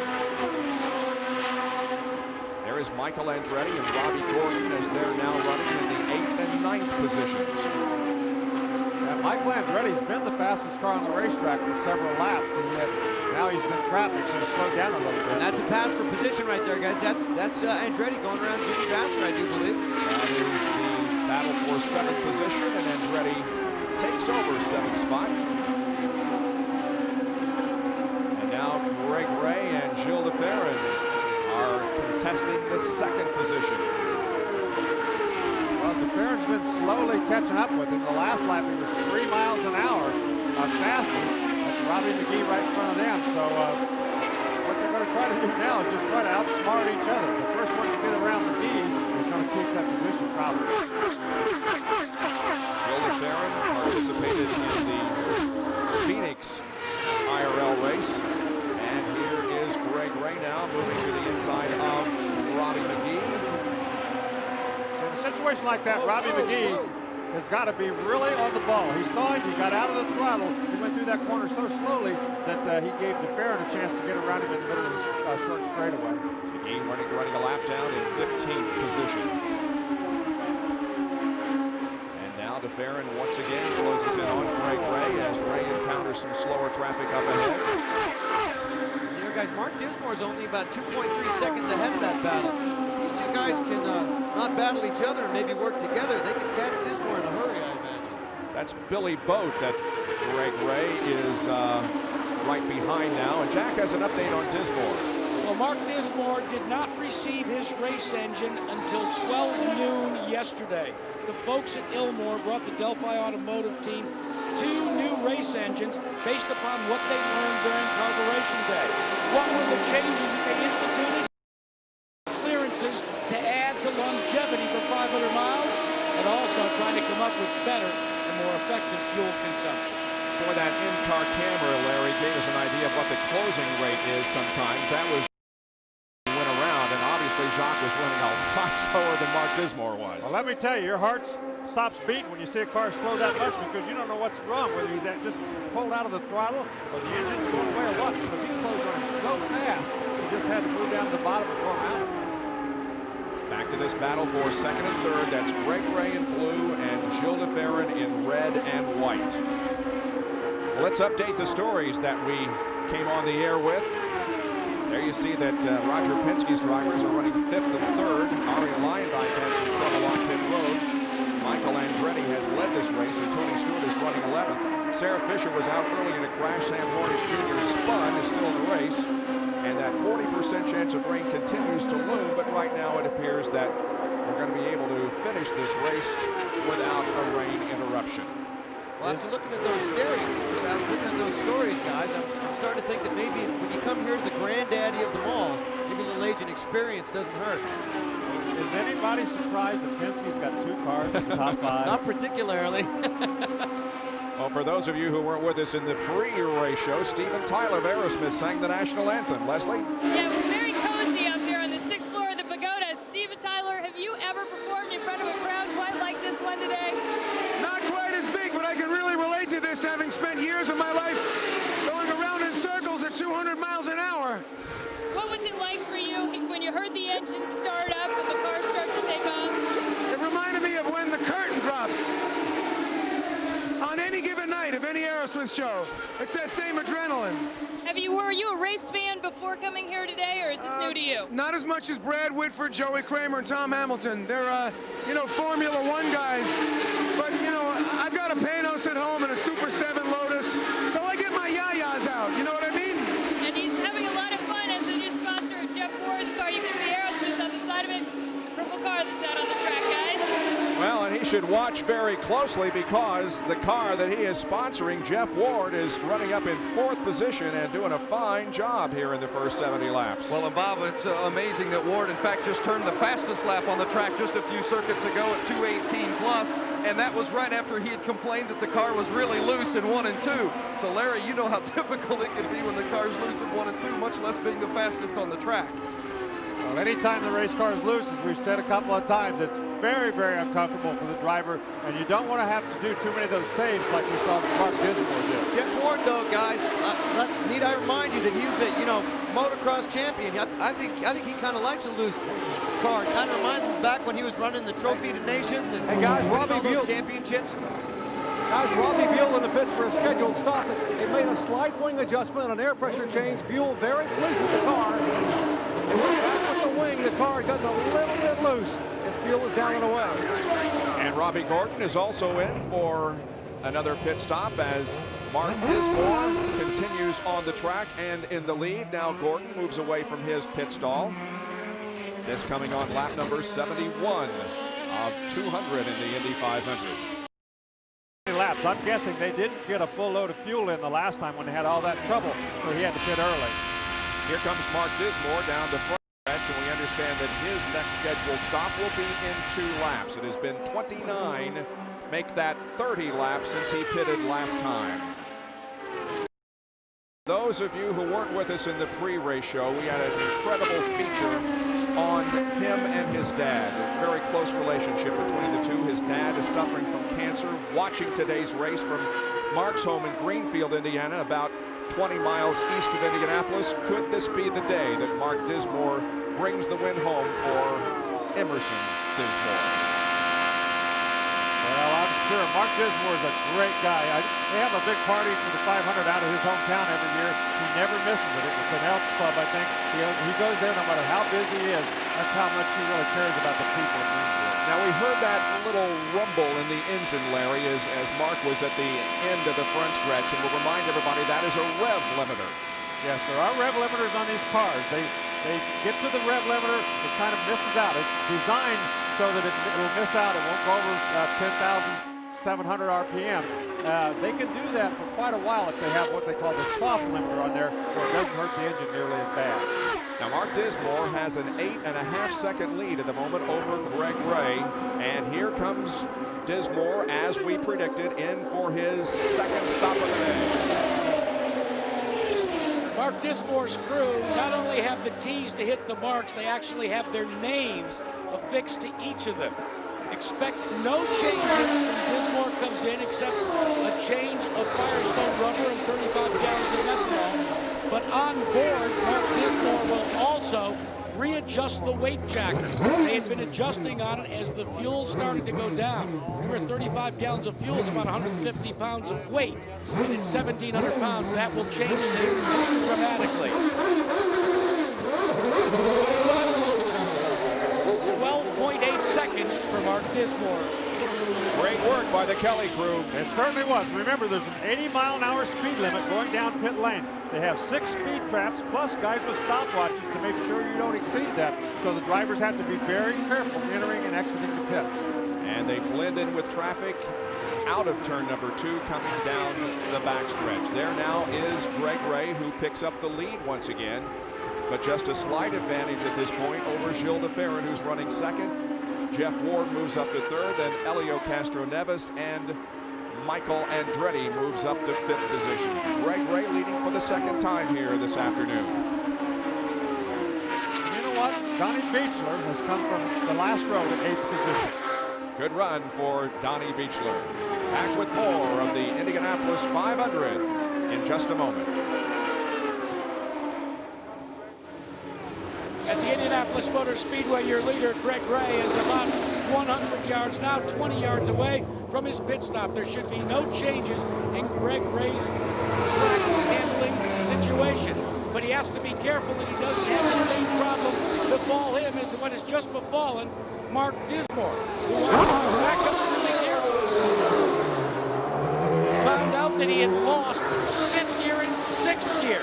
Greg Ray stopped 12.8, but now Larry Rice, the key is that he doesn't lose those upper gears the way Mark Dismore just did.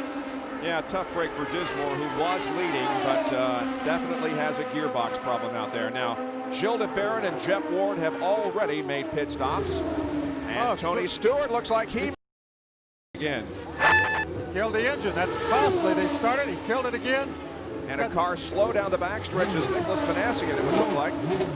And now Stewart fires the car and pulls away, and right ahead of him, right behind him now is Buddy Lazier as he exits the pits. And Manassian is indeed nearly stopped at the end of the backstretch. He makes the warm-up lane there in turn number 3, but the question is, can he make it around to the pit area? Well, if he does, it's going to be a big break for Michael Andretti because he needs a pit stop, and he's leading the race right now.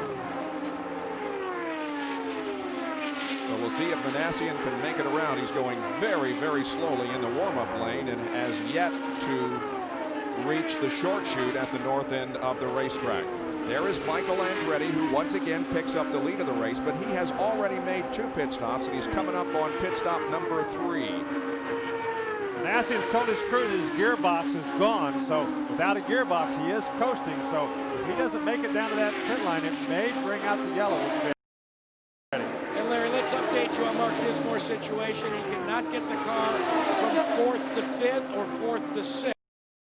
Change, or the ratio change between 5th and 6th, only about 50 RPM. But the change between 4th and 5th, to quote Jim Frudenberg, the team manager, it's a big jump. They're going to stay out there because they're not losing time right now.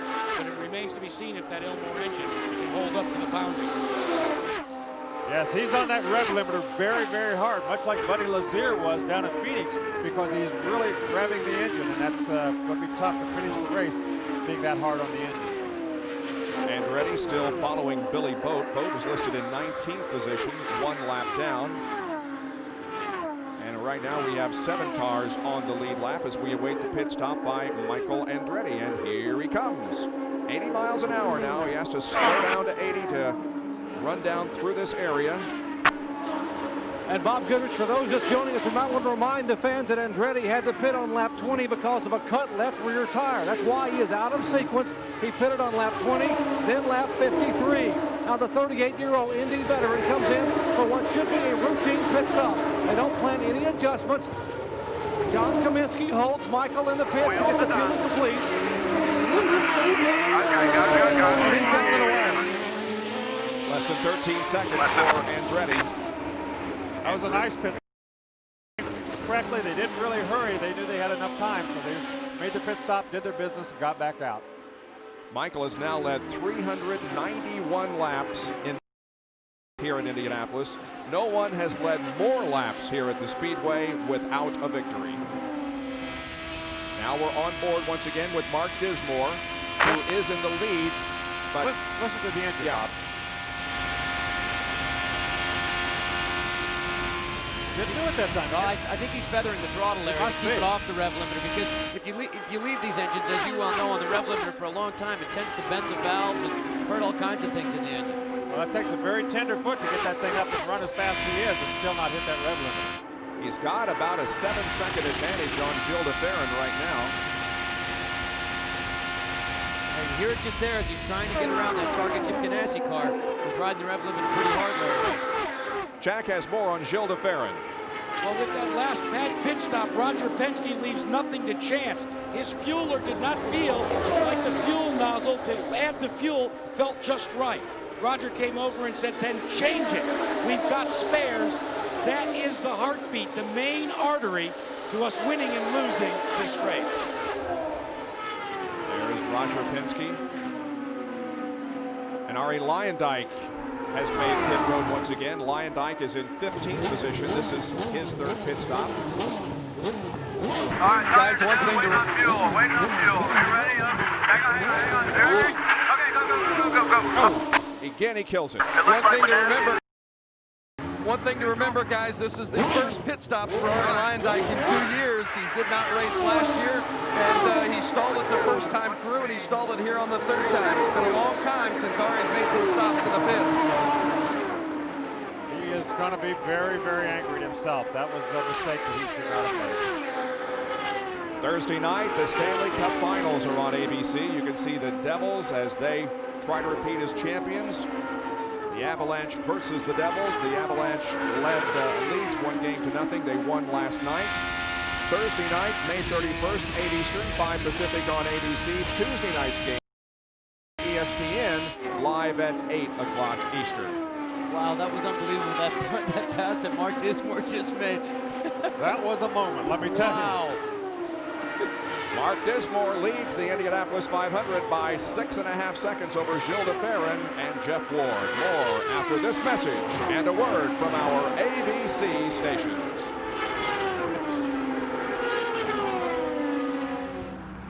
And thank you, Tim Brandt, as we once again rejoin you from the Indianapolis Motor Speedway, currently under the yellow.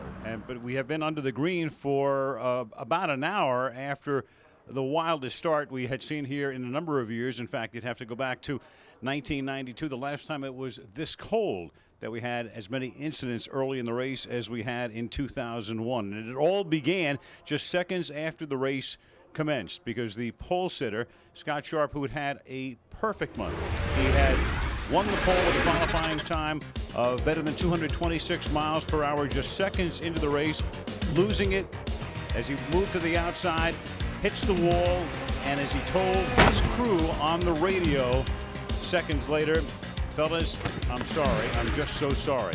Out went Sarah Fisher and Scott Goodyear. Sarah went down below the white line, though didn't blame that for this incident. In her words, she said the track is just very, very, very. Took Goodyear out as well. Then on lap 17, it was young Sam Cornish at 21, second only to Sarah Fisher in terms of age in this race. He then took Al Unser out of the race. Ironically, it's Cornish who was able to continue with his damaged machine, but Unser was gone.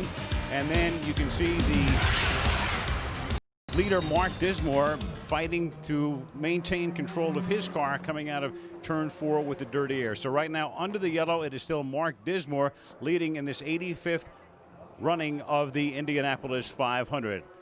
Right now, let's go to Jerry Punch. Thank you, Al, with the legendary Mario Andretti. And Mario, watching you, it's almost as if you're driving this race. You seem to be very, very nervous and involved. Well, you know, I'm on the sideline here. I'm a bit tense, but you know, the team is doing a phenomenal job, and they seem to have everything under control, so that's the main thing. A dad watching his son try to fulfill his destiny, another Andretti win at Indianapolis. Jack? Well, Jerry, we continue to listen to the travails of your leader, Mark Dismore. We're talking about the gearbox. Here is a spare gearbox. This is what goes on the back side of the car and provides a translation of the engine and creates the power. They tried to put it into 5th gear, and Dismore is slowing because now. Yes, Mark Dismore is slowing. As a matter of fact, he is coasting, it would appear, and entering the warm-up lane. So just the very thing you were talking about, Jack, has apparently caused the gearbox to go completely away.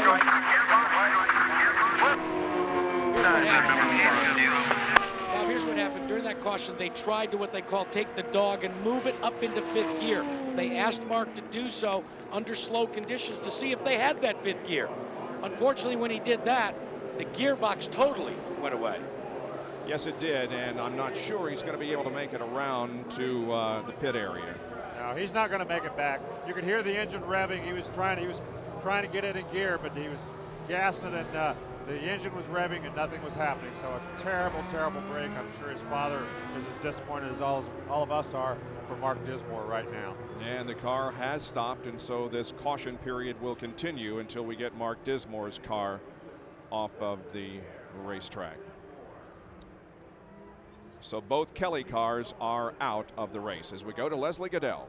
Well, I'm with Elaine Irwin-Mellencamp, who today was the first woman ever to drive the pace car at the start of the race. What was it like for you? It was so thrilling. I can't really even explain it. It was so thrilling. It went kind of like slow motion. I could go around and could see all those people, and I actually did peek in my rearview mirror, which I swore I wouldn't.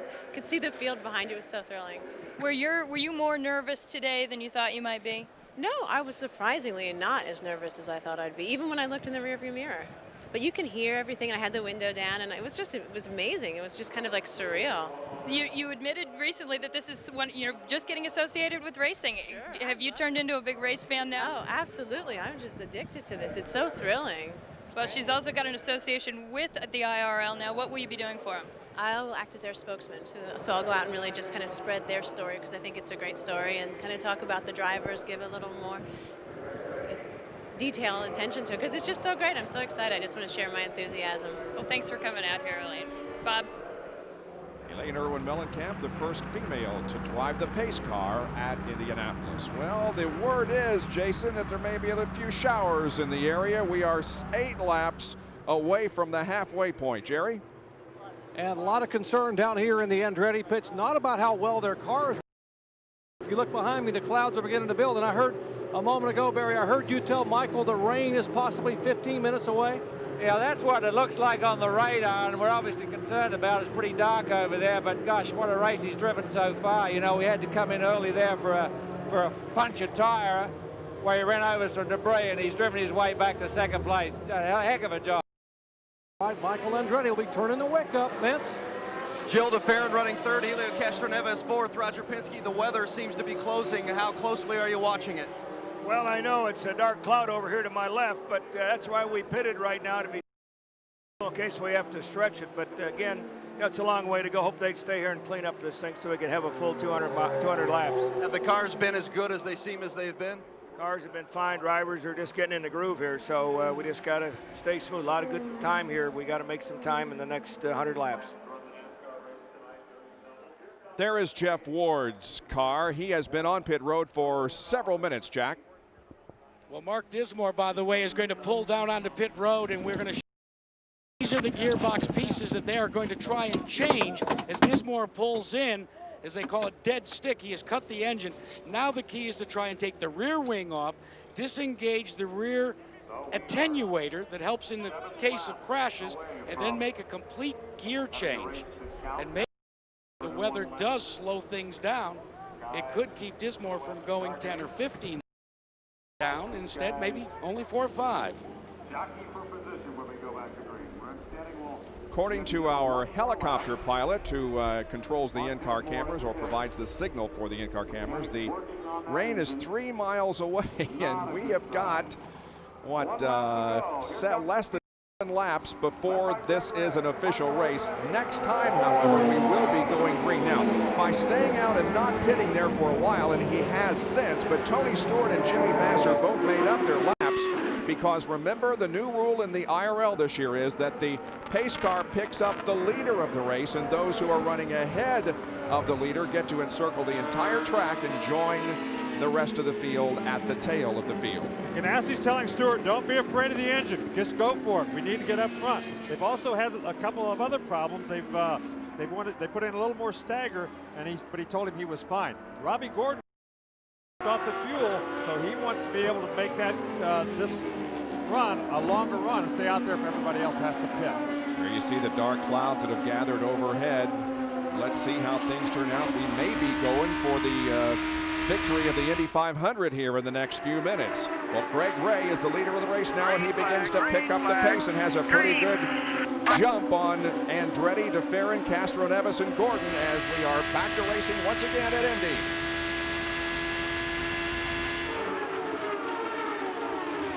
Ray had pitted 15 laps ago, so he's got about 15 laps that he can run. Andretti can run about 20, so both of those guys have a few laps on their pit stop. And a big gaggle of cars coming back here. That's Billy Boat and Sam Hornish running back there. Boat running in the 11th position. Sam Hornish, of course, was involved in a spin earlier, and he's shown back in 24th as Michael Andretti sneaks right up on the rear wing of Greg Ray, and it may be that Michael Andretti is thinking rain. He's going to want to take the lead away from Ray as quickly as possible because we are 4 laps now. That's lap number 97 complete, and 101 is an official race if it should rain. While Michael Andretti may think the rain is on his way, but don't be surprised. Greg Ray knows as well. They radioed the rain. The rain is just moments away. And you better believe that Greg Ray is going to try to hang on to that position, and Michael Andretti is going to do everything he can to get around him. He tried the last time down the back straightaway, but just didn't have enough oomph to get around him. But he's going to try everything now to use that draft to try to get back around to Greg Ray. Greg Ray is tied with Scott Sharp for most number of wins in the Indy Racing League, 5. Of course, Michael Andretti has never won the Indy 500 or an IRL race. This is his first participation in the IRL series. Did have a good run, Larry, but couldn't quite catch up to Greg. I thought he had a good run coming off the corner, but he never made up much space once he got out on the straightaway. He's maintained about 6 or 8 car lengths back there, and he may have a heck of a time. You know, it's kind of like a dog chasing the car. You can catch him, but then what do you do after you do that? John Menard has been trying for so long. Menard is the owner for Greg Ray, and he's been trying for so long to win the 500, but never has. Let's update you on the situation. The Delphi crew has completed the gear change. He's back out there.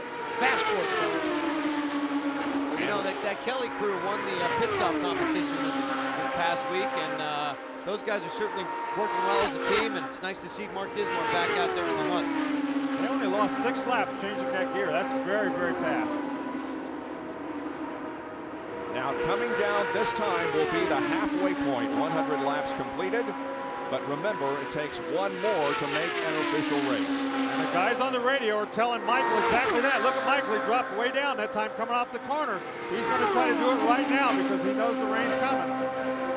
Here they come straight away, the halfway point. And it's Greg Ray leading by about 2 car lengths at the halfway point. Boy, he wants to so bad. He just doesn't have enough power, enough run on him to get up there. Greg Ray's running a very, very fast pace. And Barry Green has told Michael Andretti the rain is 1.5 miles from the racetrack. So Michael has nothing left to spare. It's now or never. Rain 1.5 miles away, says Barry Green. Both of those guys running over 218 miles an hour. Everybody else out there running 215 or less. And actually, last lap, Michael Andretti was faster than Ray. The leader of the halfway point has won only 6 of the last 24 Indy 500s. We do have an official race now, 101 laps completed. Now we just wait to see if it is going to rain. If not, then we got a lot more racing to go. And we just felt our first drops on the front straightaway, fellas. Well, there it is, 9 laps before Ray has to make a pit stop. He pitted 21 laps ago, so he still has 9 more laps approximately before he has to go in and make a pit stop. Oh, this should be a good run. The Weather Bureau tells us it's a thin line of showers, but it is a shower nevertheless, and if it rains a great deal, it would take a long time to dry this track, and would be, of course, up to the IRL officials to determine whether we should dry the track and try to get the rest of it in, or whether it is an official race. But a great battle going on here for the lead. Greg Ray trying to hold off the challenge of Michael Andretti. That's amazing the way these two guys have pulled away from Gil DeFerrin. They've opened up a 10.3 second lead. That's impressive. Well, they're coming up on some lap traffic. And, that's Dismore, who's a very fast car, even though he's about 5 or 6 laps. Oh, he got clear up in the dust there. You think he's not trying to hang on to that lead. Look out. Oh, look at this. What a run he had, and Michael Andretti takes the lead. He had to get out of the throttle. I think he got so high he had to get out of the throttle and let Andretti get around him. Wow. That's exactly what happened. That's exactly what happened. He just radioed in. Greg Ray said, I got to get out of the throttle for a split second. Darrell Soppy radioed back. Okay, gather it back up and go after him again. Well, here it is from Greg Ray's onboard camera. We'll show you how he relinquished the lead. Well, he goes through this corner. He gets very high coming off, and you can see the dust flying. Oh, he white-walled it. Man, he sure did. Barely touched it, but that's enough to get his heart started. And when his heart started, he had to lift out of the throttle. Well, his heart. And here's the other problem that they now have. They are getting tremendously low on fuel. Darrell Soppy has just radioed to Greg Ray. Stay out as long as you can. The rain is coming. There is Greg, who is now 6.5 seconds behind Andretti and lifting for that short amount of time. Oh, and Greg is getting past, so there may be a problem with that car. Yeah, he's got some sort of a problem because he's really getting blown away now. He's really slowed up. He actually may have bent something when he hit the wall there. I mean, it didn't look like much from here, but that may have been enough to bend one of the control arms in the back of his car. Well, Gil DeFerrin has picked up second. Robbie Buell moves to third. Castro Neves fourth. Stewart fifth. As a matter of fact, Greg Ray has dropped way down to the 8th position now. Yeah, he's going to have to come in and fix whatever's wrong because he's way, way off the pace. Oh, that looked like Beechler almost caught him coming off the corner. I saw Jared Schrader in the Amvets car. He was slowing way down too, going down the main straightaway the last time by.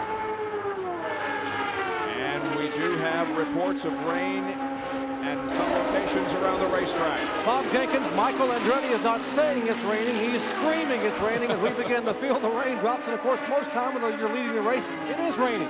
But you want this thing to be halted. But Andretti is now, we feel the raindrops up here in the Andretti pits. Jackaroo? Well, Jerry, Greg Ray gave a valiant effort, but when he white-walled that outside retaining barrier, they now think the crew thinks that he may have bent slightly some of his suspension pieces. Well, that's what we suspected. Now, Michael and a whole bunch of slower traffic here. There's Leslie. We do see some rain on the camera lens, but so far, no caution. The green remains out. Now, they have numerous observers around the race. One determines that it is raining hard enough to bring out the caution. And there it is. The caution is out. And we have an incident on the racetrack. Car 39 is your leader. Pace car is coming across the start and finish line. Hold out. Well, that's Keys here in Indianapolis has crashed against the wall and destroyed the right side of his car.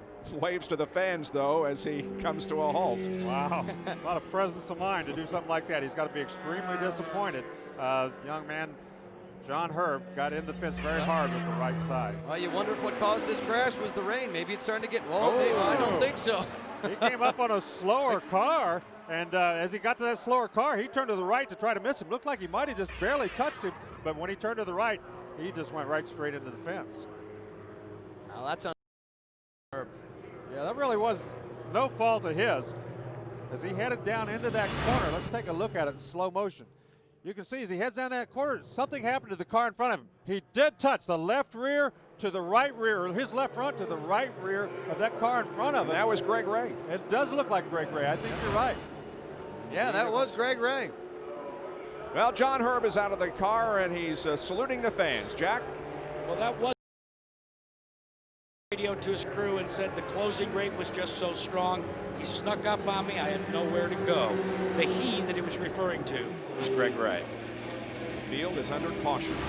And here, once again, is the incident. There's the contact between Herb and Greg Ray, sending John Herb straight into the wall. Greg Ray had moved up. He was the second groove out, trying to stay out of everybody's way because he's running so slow. Herb just closed so fast that he misjudged and went to the outside instead of the inside. We go to Greg Ray's in-car, real time, and we'll see that Greg Ray did indeed feel this bump. Riding along with Greg Ray as he enters down into turn 1. You can see he's off the pace. He's way up with the racetrack. He's improved out. Oh, you can see it though. He got hit fairly hard to shake him like that. Well, I'll tell you what, if that right rear wasn't bent before, I'll bet you money it is now. Yeah, I think you're exactly right. Michael Andretti is reporting that he ran over a lot of debris down there from that accident, which doesn't sound too good. He might be worried. It's been an interesting Indy 500 indeed, and we're only 8 laps past the halfway point. Now the pits are open, and so we will be seeing some pit stops. There are 8 cars on the lead lap at the moment, and they service. Some of them are. Jimmy Vasser's in, Tony Stewart's in, Sam Hornish just exited the pits. And we understand that Michael Andretti, the leader of the race, will be coming in next time by. Well, it's going to be interesting. We're hearing that the Penske guys may not stop. That's exactly right, Larry. In fact, they just decided and been talking about the fact that they are going to stay. For instance, stopped on lap 91, so they've got plenty of fuel, and they're going to choose, at least at this point, to stay out. Well, the old guessing game starts really hard right now because you're guessing on whether it is going to rain. Because with 17 laps, that means they can only run about 13 more before they have to pit. If they don't pit and it doesn't rain, then they're going to be at a disadvantage. It's a interesting call that will be made as to whether to. And it Bob, is indeed a roll of the dice, Jerry. Bob, that is the discussion down here in the Michael Andretti pits for Kim and Barry Green. They talked about calling him in a moment ago.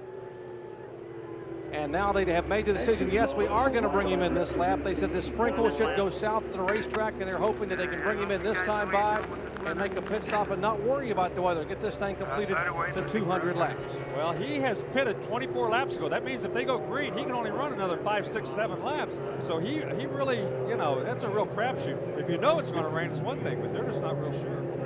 0, fuel position There to is 0. Michael Andretti making the left turn onto pit road, and so he relinquishes the lead here on the 109th lap of the race. Man, it is pouring out now.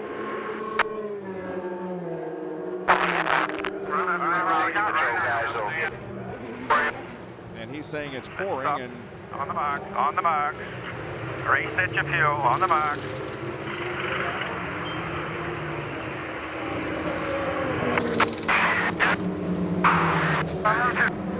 Go, go, go. Get out there and blend, get out there and blend. Lane speed limit. so their work is done on Michael Andretti's car, and he will indeed blend in with the rest of the field, blending in right beside Greg Ray, as a matter of fact, and other cars that are in the warm-up lane.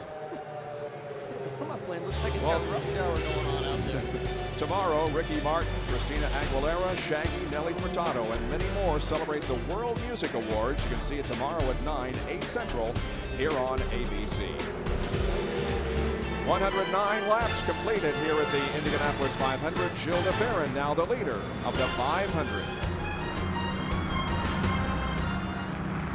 Welcome back to the Indianapolis Motor Speedway. I'm Bob Jenkins, along with former Indy 500 Rookie of the Year Larry Rice and Jason Priestley, who has driven cars in competition for 9 years, and the Indy 500 is never just another race. We have seen accidents, and now we have rain. Not a hard rain.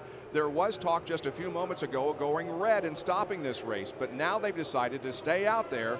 And so we still don't know if the decision made a few minutes ago to bring Michael Andretti in is a good one or a bad one. Well, it's a crapshoot. You could lose either way you go on something like that. So, you know, you might as well take the chance. Everybody's saying it's only a light rain. That tells me that they'll go ahead and try to finish this race. If they do, then he's got an advantage over the Penske team, because they're going to have to pit in about 10 or 11 laps. Emotion is the key word here in Indianapolis, Jason. I mean, we saw the heartbreak of Scott Sharp, the pole sitter, when he went out. And we've also seen several other drivers drop out of competition, but there are about 5 guys right now that are still thinking, hey, I can win this race. Oh yeah, I think we got 5 or 6 guys that are still in contention, and that makes it's going to make for a very dramatic finish. One of the things we've seen today, you know, we always talk about the fact that auto racing is a team sport. I think that what's happened today, and particularly in the last few laps, with is it going to rain, is it not going to rain, should we pit, should we not pit, it's really shown that it really is a team sport, and not only in what they do in the pits, but also how a lot of guys have input in what they're going to do, and they have to figure it out as a team, which I find very interesting myself. Down to Dr. Jerry Punch.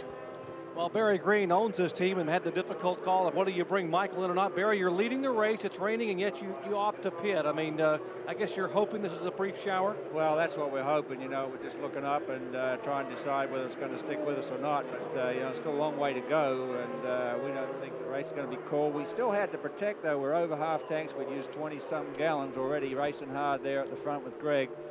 And you know, we had to protect you. So we still think we made the right call. We think this race is going to run a lot longer yet. So we'll see. Keep our fingers crossed. A moment ago, Mike, pray to God you're right. And Barry replied, I pray with you, Michael. Vince? Well, if not, then Gilles de Ferran's going to be the beneficiary. De Ferran right now in the lead, driving for Roger Penske. De Ferran reported that the track is very slippery in turn 3, and it was raining harder there. But one of the things about the Indianapolis Motor Speedway big that it could be a light sprinkle here on the front straight and be raining harder on the backstretch. The Penske pilot, who is here in the track but is in touch with flight services, says it's clear to the west. There should be no more rain once this slight shower passes. Jack? Well, Vince, when you're a team like the Purex team for Dryan Reinbold and Robbie Buell, you may not have a corporate pilot to advise you, but you do have a 19-inch TV. Robbie Buell suggested to the team, go turn over to the Weather Channel so we can take a look at what the radar is. They just radioed back, Robbie, we're going to be okay.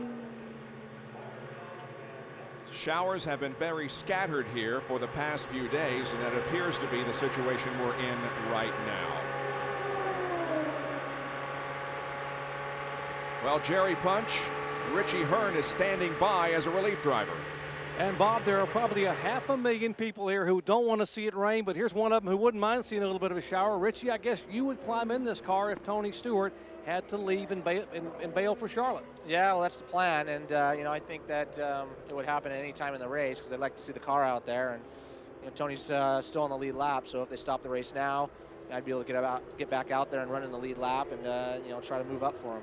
I'm told that Tony's just been biding his time. The car's a lot better than he's shown here in the first 100 laps or so.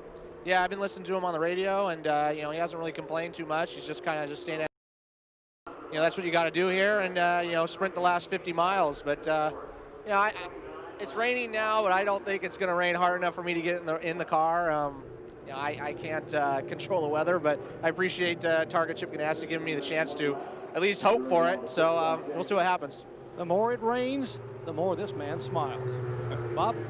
Well, coming up next, top athletes, including those from the NFL and other forms of sports, including Olympic medalists, will match their speed, their strength, and their skill. It's the Snapple Superstars coming up after our coverage of the Indy 500. Leslie Goodell is with Jeff Ward. What happened and why you're here in the garage right now? One of the input shafts threw all the grease out, I think, and then overheat, it just spins it down the front straight. I felt a big giant wiggle. I thought the wing maybe broke or something. So, you know, I came in, but the Heritage team's done a fantastic job, and, you know, I'm just unfortunate. I think we had the best car out there. The car was absolutely, or the best car I've had here at Indy, and it's definitely, you know, pretty conservative just running up front. So we had a lot left at the end, and that's hindsight. So we're pretty disappointed, but the crew did a great job, and the Menard motor was fantastic, and so was the G next year. Thanks a lot, Jeff. Bob? Tough break for Jeff Ward, who is out of competition. And Larry Lyondike, this is Larry Rice. You got a copy? I hear you, Larry. What is the racetrack right now? I think this is going to blow over. As it was coming down earlier, you know, I think they should have thrown the yellow light just a little bit sooner. It was pretty wet on my shield, so I just backed out of it because no need taking chances if you're running in 20th place anyway. So we'll just have to wait for the track to dry. What about the 20th place? You had to kill the engine a couple times. Clutch problems? My biggest problem is getting out of the pit. That has cost me, I'm sure, the laps that I'm behind. My speed is not fantastic, but it's pretty good. My car is good. It's not great, but I just have tremendous troubles coming out of the pit. I do not have a good feel for the clutch, and I'm getting real nervous to go into the pit because it might happen again. So we'll see. I'm going to do my best. I'm going to try and leave the pit as slow as possible to at least get out of it right away. Okay, man, have a good run. That's Ari Lyondike, who is indeed running in 18th position at the moment. Gilles de Ferran is the leader of the 85th running of the 500.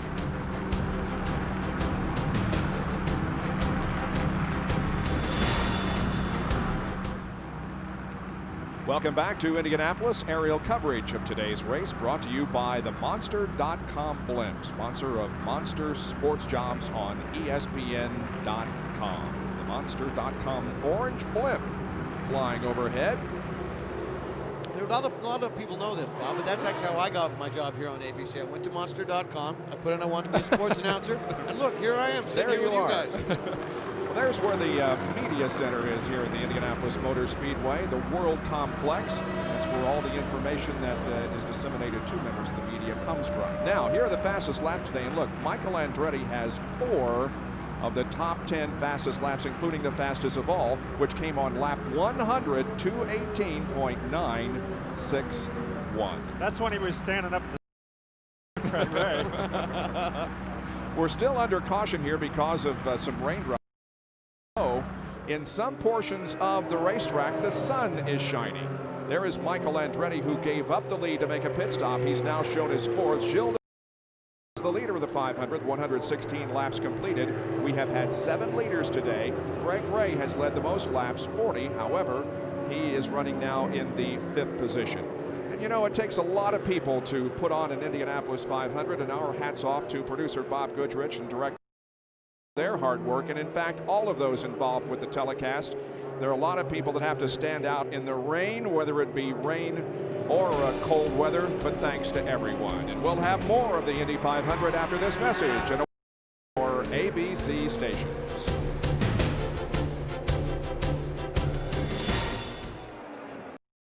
Decided to make a pit stop, and there is the crew working on that car, but it's more than a routine pit stop.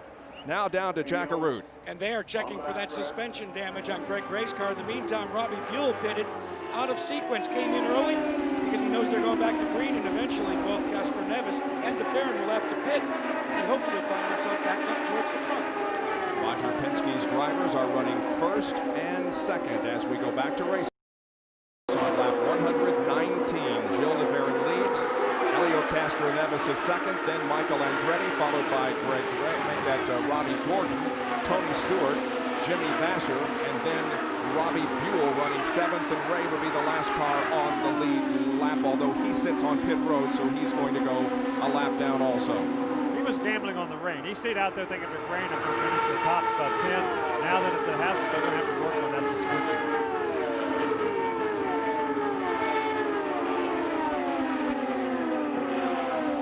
Leslie, let's talk to John Herb, who crashed not too long ago. Well, Bob, the good news is he's okay. I asked him about the ice pack on his shoulder. He says he's saving that for his margarita later on.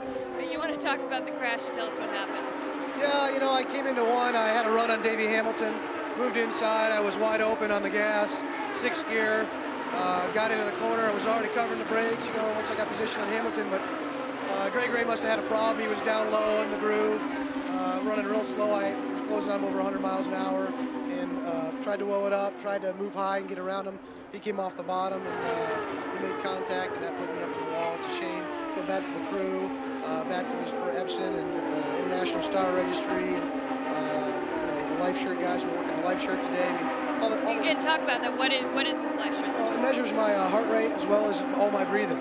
It's got encephalograms that go around my chest and my stomach and measure my volume of air that I take in and how it rises and falls. But you know, it's just a shame for the team. I feel bad for the guys because we were working according to the plan, and it was time to get on and start moving up. But you know, something like this happens, it takes you out. I just feel bad. I'd like to say hi to Lincoln Elementary kids out there and all. They don't get the information on his vital signs until they download it. I can't imagine what it's going to look like shortly after he had that crash, Bob. Sam Horn pass a while ago on Castro Nevis. That's Donnie Beechler, who's running back there in 2nd. He's trying to get his lead lap. There's Ari Lyondike.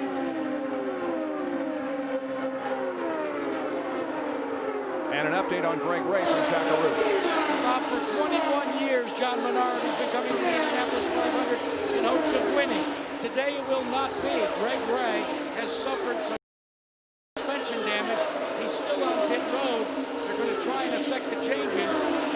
way out many laps down. So the man who has led most laps here today will not win the Indianapolis 500, that being Greg Ray. Well, a lot of battling going on back here in the pack. You see Leyendijk right there. He's still running pretty fast. He said the car wasn't handling great, but it wasn't handling bad. So he's hanging in there, even though he's clear back in 18th or 19th position right now. And he's running laps around 214 miles an hour, whereas those up in front are in the 218 and 219 mile an hour range. Now there are the drivers who have increased their positions. Michael Andretti up 18 from his start. Donnie Beechler up 19. Also Aliseo Salazar. Both of those drivers, Beechler and Salazar, are AJ Foyt drivers.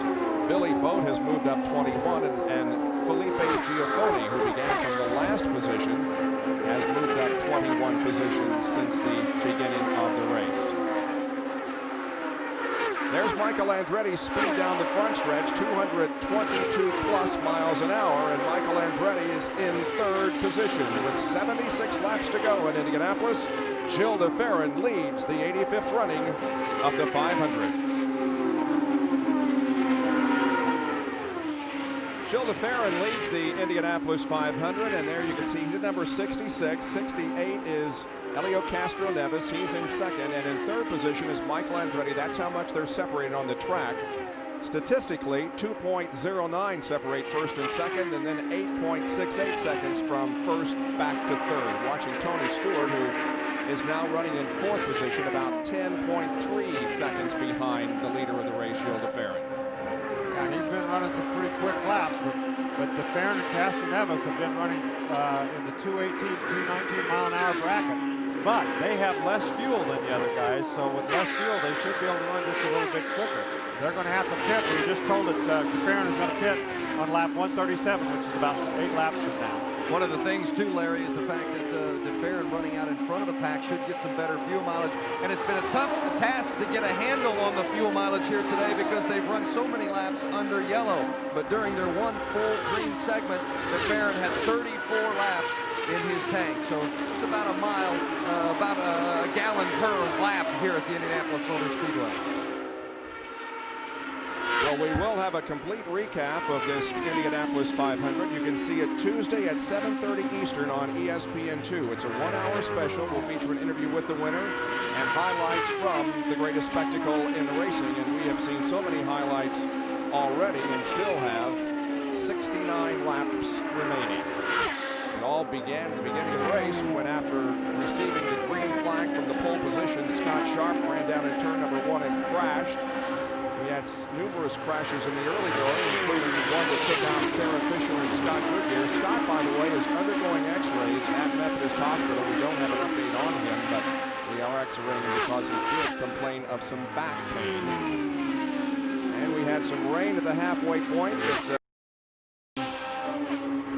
real strategy regarding whether or not the race would be stopped by rain, but right now the Weather Bureau tells us that we should be clear the rest of the afternoon. We should not be threatened by rain until the race's conclusion. And Michael Andretti has been told to run in 5th gear, and they told him they've got to put some more pressure on these Penske cars, so he switched to 5th gear. And Gilles de Ferran just put Robbie Gordon lap down, which I think is just unbelievable. I mean, Robbie's car's been running well all day. He started from the front row. Unbelievable. These two Penske cars are really hooked up, and these two drivers are just driving the wheels off.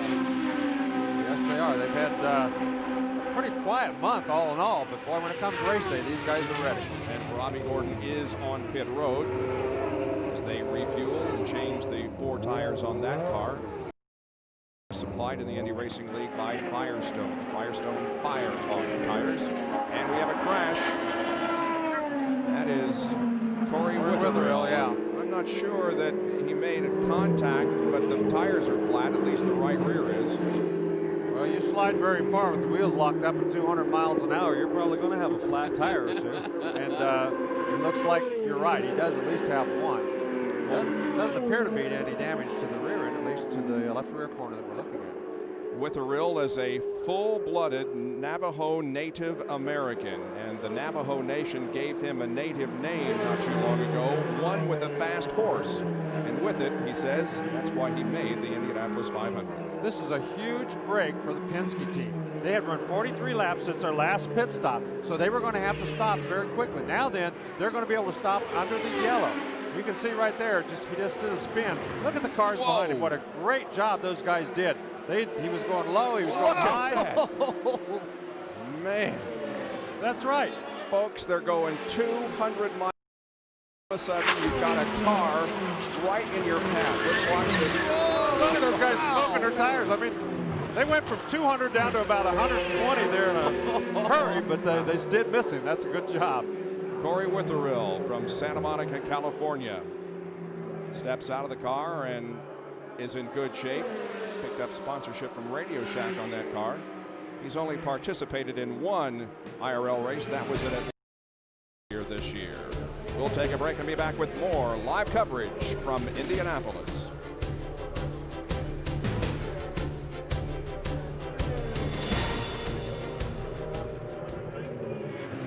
Still under caution here at Indianapolis. While we were away, we had some pit stops. Watch the rush out of the pits. That's Castro Neves right behind Farron, but Michael Andretti and Tony Stewart come very close to colliding.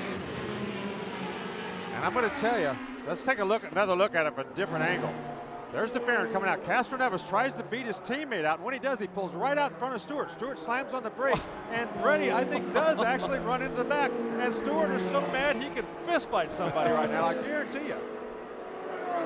Let's take a look. Oh, you can see, yeah, there was evidence that he did make contact with That's Stewart. a tough break for him, but aerodynamically, we're just going to have to wait to see how bad that hurts him. So it could be a big, big deal for Michael Andretti. Here's Jackaroo. Well, when all of that unfolded, the one man that was in total control was Roger Penske, who calls the shots for Gilles DeFerrin. Helio Castroneves started to pull out, and all Roger said is, go, go, go, Vince Welch. And that's exactly what Gilles DeFerrin did. Well, and Tony Stewart got out very quickly, got out in front of Michael Andretti, in fact, on that stop. And then, Chip, was there actually contact made? It looked as though there was. Yeah, apparently there was down there. You know, they told us in the meeting that that's against the rules to pull straight out. Looked like DeFerrin didn't have anywhere to go but straight out, fighting with his teammate down there, and we got hit. We checked up and got hit from behind. I mean, it's been a comfortable race so far, and Tony Stewart just radioed in and said it took me 135 laps to remember how to do all of this. Let's go to Jerry Punch. And the discussion is ongoing here in the Michael Andretti pits. Barry Green, Kim Green, Michael Andretti, Mario Andretti, they've all been talking about what they should do here, and apparently they are going to leave Michael out. They had the spotters look very closely at the front wing. They saw the damage, and we all saw at home from the contact with Tony Stewart. And they figured the wing should be okay. And again, they said should, but I'm not sure that they're very sure. Tony Stewart is now leading the race, and I think he was put there by the IRL officials because they were told to stay in that inside lane. They pulled out, they blocked him, so I think they were penalized for that, and they put Tony Stewart.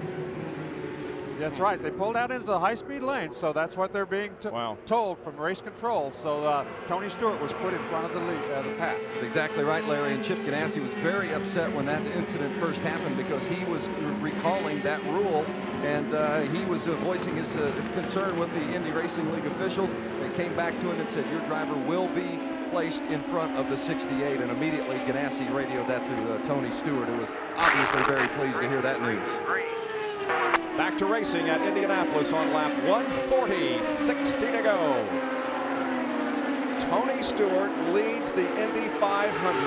What a story this is going to be, but look at DeFerrin and Castro Neves chasing him closely. Andretti right behind back there in fourth, so we'll find out very quickly if that wing does hurt him any. It'll take a couple of laps, but right now it appears like he's keeping up quite well. And that's Robbie Buell back in fifth, and Vassar, Junqueiro, Gordon, and Beechler gets back on the lead lap. Now 9 cars on the lead lap. Michael Andretti has just taken third position from DeFerrin. Well, looks like that wing isn't slowing him down much at all. Actually, that's good to see, because I'd hate to see his race end with some more of that Andretti luck.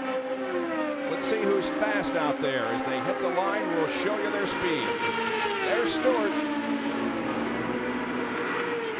And Michael Andretti is the fastest car on the racetrack. And Robbie Buell is second, and we must remind people that Buell is driving one of those Infinity engines. Only 3 of them started the race, everybody else in an Oldsmobile Aurora engine, but an Infinity is very, very well here today in 5th spot. Well, he's done a good job with that Infinity all month long, right? Guy that's putting a little pressure on the Penske cars and Michael Andretti. Eddie Cheever Jr., of course, drives an Infinity. He's shown in 26th position, and the update on the other Infinity driver, Scott Goodyear, is that he fractured the lower back. They did some x-rays and determined there was a fracture in the lower back, and so he will be admitted to Methodist Hospital. Well, Tony Stewart's hanging quite handily right now. It appears that Castro Neves is just kind of hanging on right behind him, just willing down, really make a move towards the lead. And here comes Robbie Buell up on Gilles de Ferran. De Ferran's car has not run well since the pit stop. He's lost 2 positions in the last several laps. So De Ferran now moves back to 5th spot. Here at the Indianapolis Motor Speedway, we are 141 laps into the 200-lap Indy 500. Tony Stewart is the leader of the race. We have had 7 different leaders. Greg Ray has led the most laps, 40, but Ray right now is not in contention for the win. As a matter of fact, he is back in 20th position. Mark Dismore led 29. Gilles de Ferran has been up front for 27. Robbie Gordon 22. Andretti 16. Ari Dyke led a lap, and Stewart is now at 7 and counting. But Helio Castro Neves is right behind him. You were wondering, fellas, if there was a problem with Gilles de Ferran because he seems to have slowed. Well, the crew's wondering as well, but thus far, de Ferran has been silent on the radio since the pit stop. Castro Neves right now seems to be just a little bit quicker. He pulled up very close to the back end of Stewart on that last lap, and then decided just not to make that try to make that pass at that point. And it looks like Robbie Buell is catching up to Michael Andretti, too. We're going to have battles all over the track, guys. Last lap, Castro Neves was almost 2 miles an hour faster than Tony Stewart, and we hear there are sprinkles in turn 2. Well, this certainly makes this a whole new guessing game if it is raining. Although it doesn't appear that the clouds are very thick. Rain on the racetrack makes it very, very iffy for the guys that are out there. Watching Tony Stewart and Helio Castro Neves running 1st and 2nd here at Indianapolis. And guys, Chip Ganassi just spoke with one of the Indy Racing League observers and said, tell him it's raining in 4. Stewart had radioed in and said it was raining, and we are getting some sprinkles here on the front straight as well. It's amazing how if your driver is out front, you claim that there's a major rainstorm going on. Doesn't matter how much moisture's out there, it's a major storm, isn't it? That's exactly right. I'm sure you guys saw in that last camera angle that we had, you could see the sprinkles of rain on the camera lens. So it obviously is raining at the backside of the track there. It's just a question of exactly how hard it is. And Robbie Buell has moved up to 3rd position. De Ferran is 4th, and Andretti now 5th, followed by Jimmy Vasser. So Andretti now is the one who has lost a spot. And Bob Jenkins, a moment ago, Mario Andretti turned around to me and pointed. He said, Michael has his hands full with this front wing damage. He is all over that steering wheel like he's swatting flies in there trying to hang on. That front wing damage has created a problem as Mario looks on and watches his son try to win his first ever Indy 500 with now a bent left front wing. Well, at the halfway point, it looked like Michael Andretti would the Indy 500, but that was 46 laps ago, and a lot has happened since then, including his collision with Tony Stewart on pit road. Yeah, and that wing is, you can see it right there. It's very badly damaged. It's a lot worse than it appeared when we first saw it. And it might be at these speeds, it's pulling away some of that material and making it worse than it was when we first started. Tony Stewart has raced here at Indianapolis 4 different times. His best finish came in 1999 when he finished in 5th spot. He was the pole sitter. Robbie Gordon is reported to be smoking. Oh, there he is right there. Yeah, he just got the race control that he was smoking. And that would be... Actually, I think that's Beechler. Donnie Beechler. Donnie Beechler. It is. Beechler had driven to 7th position from the outside of the 9th row, but the caution comes out because there is smoke trailing from his race car. And now with just a little more than 50 laps to go, we're going to have another caution period and probably another round of pit stops. Stay with us for more live from the Indy 500. Back in Indianapolis, still under the yellow. Al Michaels reporting with this race beginning to wind down right now, about 3/4 of the way through right now on lap number 149. On the yellow, Tony Stewart came in for a splash of fuel. Castroneves now has the lead at the moment. He has yet to pit during this sequence. In 1999, we've talked about it several times today, Tony Stewart raced here. The race started at 11 o'clock. He finished 9th. Then he was taken by helicopter from the speedway to a private plane, arrived in Charlotte, North Carolina, accepted the cheers of the huge throng there, drove 600 miles. He was so exhausted, he needed an IV and fluids and all of that. And he says, now, 2 years later, he said, you know, I think I over-dramatized it a little. I was just a little bit tired of having to answer all of the media questions. But he'll be answering a lot of questions in Charlotte in a couple of hours, because right now he is very much a primary contender with 50 laps to go, or 125 miles. And can you imagine, I mean, Tony Stewart, if he wins this race in a couple of hours, he'll be in Charlotte, North Carolina. Hey, what'd you do today, Tony? I won the Indianapolis 500. Let's see if that happens. Let's go to Jackaroo. But there is a big difference this year versus that year in terms of the way Tony Stewart is prepared. That year when he went down to Charlotte, he feasted on mini bagels and about 20 bottles of Gatorade. This year they've enlisted, Joe Gibbs has, the help of a strength and conditioning trainer that's been at Tony's side since the beginning of practice at the Indianapolis Motor Speedway. The things that they have cut out of Tony's diet: pizza, cheeseburgers, and soda pop. The promise after the World 600 this evening: all the pizza you can eat. Jerry?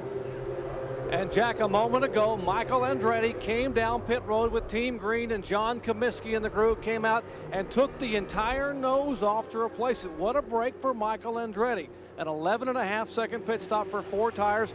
And here is the damaged wing. Take a look at this left front wing where he ran into the back of Tony Stewart. There was only an initial crinkle, but with those laps they ran under green with all the force at 200 miles per hour, the wind began to rip some of the carbon fiber and Kevlar apart. Take a look. This wing was disintegrating. A great break for Michael to get this yellow flag. Vince? Well, when Tony Stewart came into the pits, he did not take on tires. He just took on fuel. Chip Ganassi says that's not enough to get them to the end, but it gives them a bigger window. And Tony had radioed in previously, and he said, save the best tires for the last stop. So they still feel as though they've got the best rubber waiting for them.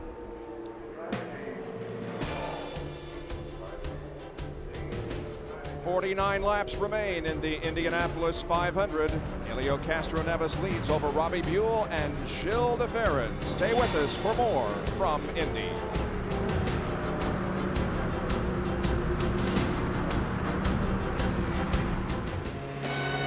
Back in Indianapolis, where we remain under caution.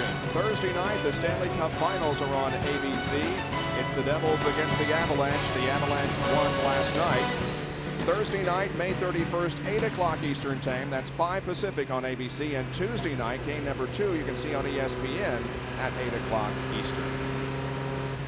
So the caution remains out here at Indianapolis. Driving 500 miles at speeds over 220 miles an hour can be an exhausting experience. Most drivers relax, at least physically, during caution periods.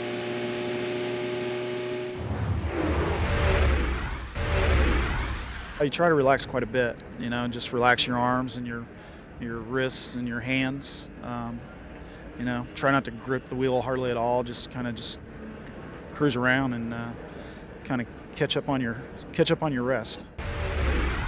Depends on how long it is. If it's really long, then you can kind of wind down a little bit, but you don't want to use the yellow to relax. You need to use it to think about, what do I need to do to make this car better? Really, actually, under yellow, you know, we're talking to the pits, describing what the car's doing, so we can make changes, trying to decide when we're coming in for the fuel window. If you're lucky, tilting your visor up to get a little fresh air, but actually, we're pretty busy during the yellow, so you don't get much rest. You have to. You have to not only relax under the yellow flag, you have to also relax when you're going down the straightaways. You have to force yourself to breathe and relax your hands and get ready for the corner. And if you don't get into that rhythm, halfway through the race, you start getting cramps in your hands and you start thinking about, oh goodness, I got another 100 laps to go. So relaxing on the straightaways and under the green is vital. Eddie Cheever was just talking about cramps in his hands. Tony Stewart is experiencing one in his foot. The gentleman you see there in the green jacket is Dr. Rob Heyer from Charlotte. That's Tony's physician. Tony asked for him to get on the headset and said, I'm feeling a numbness and a cramping in my right foot. The doctor told him there's not really much you can do. If you get a chance, try to wiggle it around, but there's not much they can do for him now in the car with the cramping or the numbness in his right foot. And Bob Jenkins, the right foot happens to be a pretty important foot when you need to get it on the gas to win the Indy 500. That's the one you need to stand on the button. Well, we're 152 laps into the 500, still under caution. There are a little bit of raindrops in a few areas around the speedway. There you see the complete rundown of how everybody is running, with Scott Sharp out in a crash on lap 1.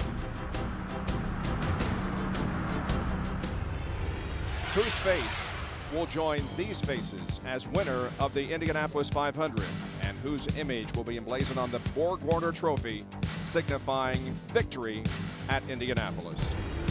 Right now, Helio Castroneves is the leader, but we are under a red flag. Pretty good shower moving over the speedway. In fact, it's wetting the front stretch here in front of us. And so the cars have been brought to a halt on pit road after they cross the start-finish line. Jerry Punch. And Bob, while we have a moment, while they red flag the field, we'll give you a little medical information now. We told you earlier that rookie John Herb was wearing a biomedical recording device. This is called the Life Shirt. See all the cables in this shirt? This was attached to a computer device in the nose of the car. Now, what it told us was under green, his heart rate averaged about 160 a minute, his respiration's at 35 a minute. That equates to a marathon runner in the middle of a marathon. Now, about the 150 lap mark, the forearms of these drivers began to cramp and begin to burn from that tight grip they have on the steering wheel and all the vibration. Their head feels like a bowling ball because it weighs 3 times the normal weight because of the G-force in the turns. And here's the key part. Their eyes begin to dry out because they're afraid to blink. They keep their eyes open, they begin to dry and ache because at these speeds, if you blink, a blink is 1/10 of a second, that's 30 feet. If you're 15 feet behind the car in front of you and you blink, you might just run over. Jack? We're down here with Helio Castroneves, and Helio is right behind the Bravada pace car. Helio, you're leading this Indianapolis 500 as a rookie. Yeah, I tell you, it's been so far really funny and fun at the same times. I mean, there's a lot of traffic, and you have to be really careful, really patient, and that's what it's taking. You know, the guy's doing a fantastic job in the pit stop. So I hope it's rain whole day, you know, and keep like this. I don't know until when, but for me, I love the rain right now. What about the track conditions? How have they evolved from the start of the race to right now without considering the rain? Say it again? What about the track conditions? How much have they changed from the start of the race without the rain? Yeah, it changed a lot. I mean, the wind is shifting, and this is really tough, but my car so far is handling very well, especially with half field, and I'm just taking it easy in the beginning and the restart. I set it down, but hey, still 50 more laps to go, so let's keep cool. Vince? Richie Hearn, you see him now, and he's got on a blue sweatshirt, but next time you see him, he might have his driver's suit on, getting ready to take over for Tony Stewart possibly. Yeah, it's getting pretty close to his leave time, and you know, I haven't gotten any word from anybody, but I'm going to go ahead and just, you know, get dressed, and if I get the call, I'll be out there, so we'll see what happens. Tony Stewart has just gotten out of the race car. Richie Hearn go to the garage to put on his driver's suit. Bob Jenkins? Will Tony Stewart relinquish that ride and get, or will he stick around for this rain delay? Interesting situations going on here. More of the 500 after this message and a word from our ABC stations.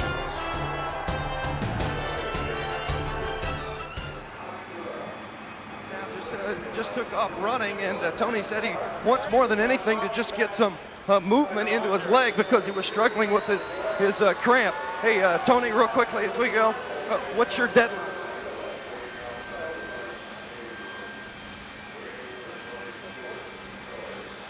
Tony Stewart is in the first aid room, and just a few moments ago, you saw him running from the car to the actual first aid area. Now, the first thing Tony did was lay down on one of the cots. He was complaining of pain in his right buttocks area because of the fact that he'd been sitting in the same position for so long, and therefore his right foot was experiencing some cramping and numbness. So the first thing he wanted to do was get out of the car, put some weight and pressure on that foot, and now he's come into the first aid room. He's laid down on the cot, face first, and they're doing some massaging to the right upper buttocks area and the lower back down into the leg, into the right foot. Hopefully, Stewart will be able to not only get some feeling back in that foot, but also get back in the race car, Jerry Punch.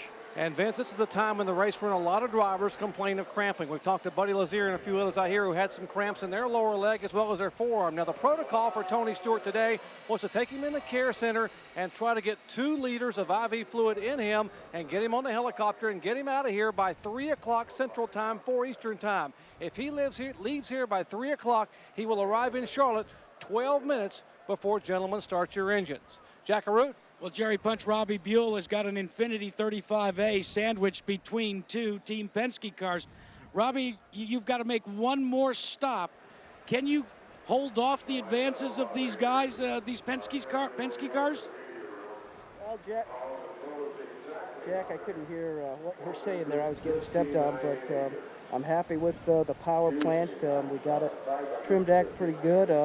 You know, hopefully this rain will pass and we'll get a shot at leading this thing, so we'll keep our fingers crossed. You guys made a calculated gamble when you pitted early. Now, what about pit stops? You only have to make one more stop and then you can go the distance? I really haven't thought about that too much with the guys, but I imagine that's probably what we can do. There's probably about 45 laps left right now. So yeah, we should be okay. Jerry Punch, the last thing a driver wants to think about is how many laps before he has to come onto pit road. He just wants to depress that right pedal. Exactly, and Michael Andretti has already dodged a couple of bullets here today, and he climbs out of the car and is trying to wipe off the visor. We'll get over and get a quick comment from Michael. Michael, initially you dodged one bullet, that cut left rear tire could have put you out or could have had a problem, and then the wing problem. Yeah, I mean, just one of those deals. It seems like every time we start to get going good, something happens, but you know, hopefully the problems are behind us. We get this thing going and try to get it back up front. You still have an awfully good car, and I know Barry and Kim Green and your dad Mario have been smiling ear to ear on pit road thinking about what could happen in these final 40 laps or so. Yeah, I think it's going to be interesting. You know, we have the car to win. You know, it's just if we can get let all these problems leave us go, you know, maybe we'll get up to the front. Maybe indeed Michael Andretti will get his first Indy 500 win here today. Leslie? Jerry Cheever was just saying it's a real bummer, and I think that's probably an understatement, to be sitting up here in one of the suites watching the race going on below. What happened today? I don't really know. I think it might be an electrical problem that we had throughout the whole month, or we might have had a problem in the top end of the valve, but it's all very confusing down there. We're not sure, but it was very disappointing to see Scott's Grill to Go car crash right in the beginning, because there's one thing that Scott is good at, is finishing races, so he got caught up in somebody else's accident. So all in all, it's been a terrible month for Cheever Indy Racing. You just got to pick up the pieces and go on. And you felt real comfortable with the speeds that you've had. It was just sort of longevity with the engine. It wasn't so much a question of longevity. It's always little pieces that make up an engine. But we've got Robbie now who's running second, so we're all rooting for him. And I think he's got something left. Robbie is always one of those drivers that holds a little bit for the end. And it's been a very exciting race today. Weather keeps coming and going. It was kind of sad. Did Tony just jump in not an elevator, in a helicopter? If he could get there in an elevator, he wouldn't have left yet. No, he has not jumped in yet, but he has gone back there, so that's yet to be seen what he's going to do. The weather, you were out there was starting to sprinkle right around the time that you came in. What permanent effects does that have on a driver? Well, you are one with the car and your kids when you're out there. And if the conditions change, you take on it very quickly. Luckily, when we were out there, the track, we were under yellow when it started raining. And there's no way you can let the car going 30 miles an hour. They're going to ride cars all day long, and they have to stop the race now because they're getting too sticky. These quick tires, even at 30 miles an hour, will cost you life. It's very difficult for racing drivers to start a race, get out of the car, get back in, get all this input from people, and just go for, what is it now? How many laps they have left? We're at 155. 45 laps is a long way. That's a tank and a half, so it's a long way to go, but it'll be exciting. I don't like watching the Indy 500 from up here. I'd much rather be down there, but I'm going to have to wait another 365 days to do that. Well, I guess I'll have to think about between now and then. Jerry Punch. And Chip, we just heard a moment ago they were calling drivers back to their cars, and you're looking for Tony. Yeah, he had his leg went to sleep. I think he went over to the medical center, so I got to go get him back over here. Well, we know he's at the medical center. Will he come back and get in the car, or will Richie be the guy? No, we're not on his window yet. Don't worry about that. We're not on his window yet. All right, he just walked out of the medical center, and Chip Ganassi looking for his driver because they are calling him back to the cars. Indeed, all drivers have been told to report to their cars, and we'll be getting hopefully restarted here in just a moment. Now, the forecast in Charlotte is for possible thunderstorms this afternoon. However, by race time later this evening, skies are expected to be clear. We're in a rain delay here at Indy. More in just a moment.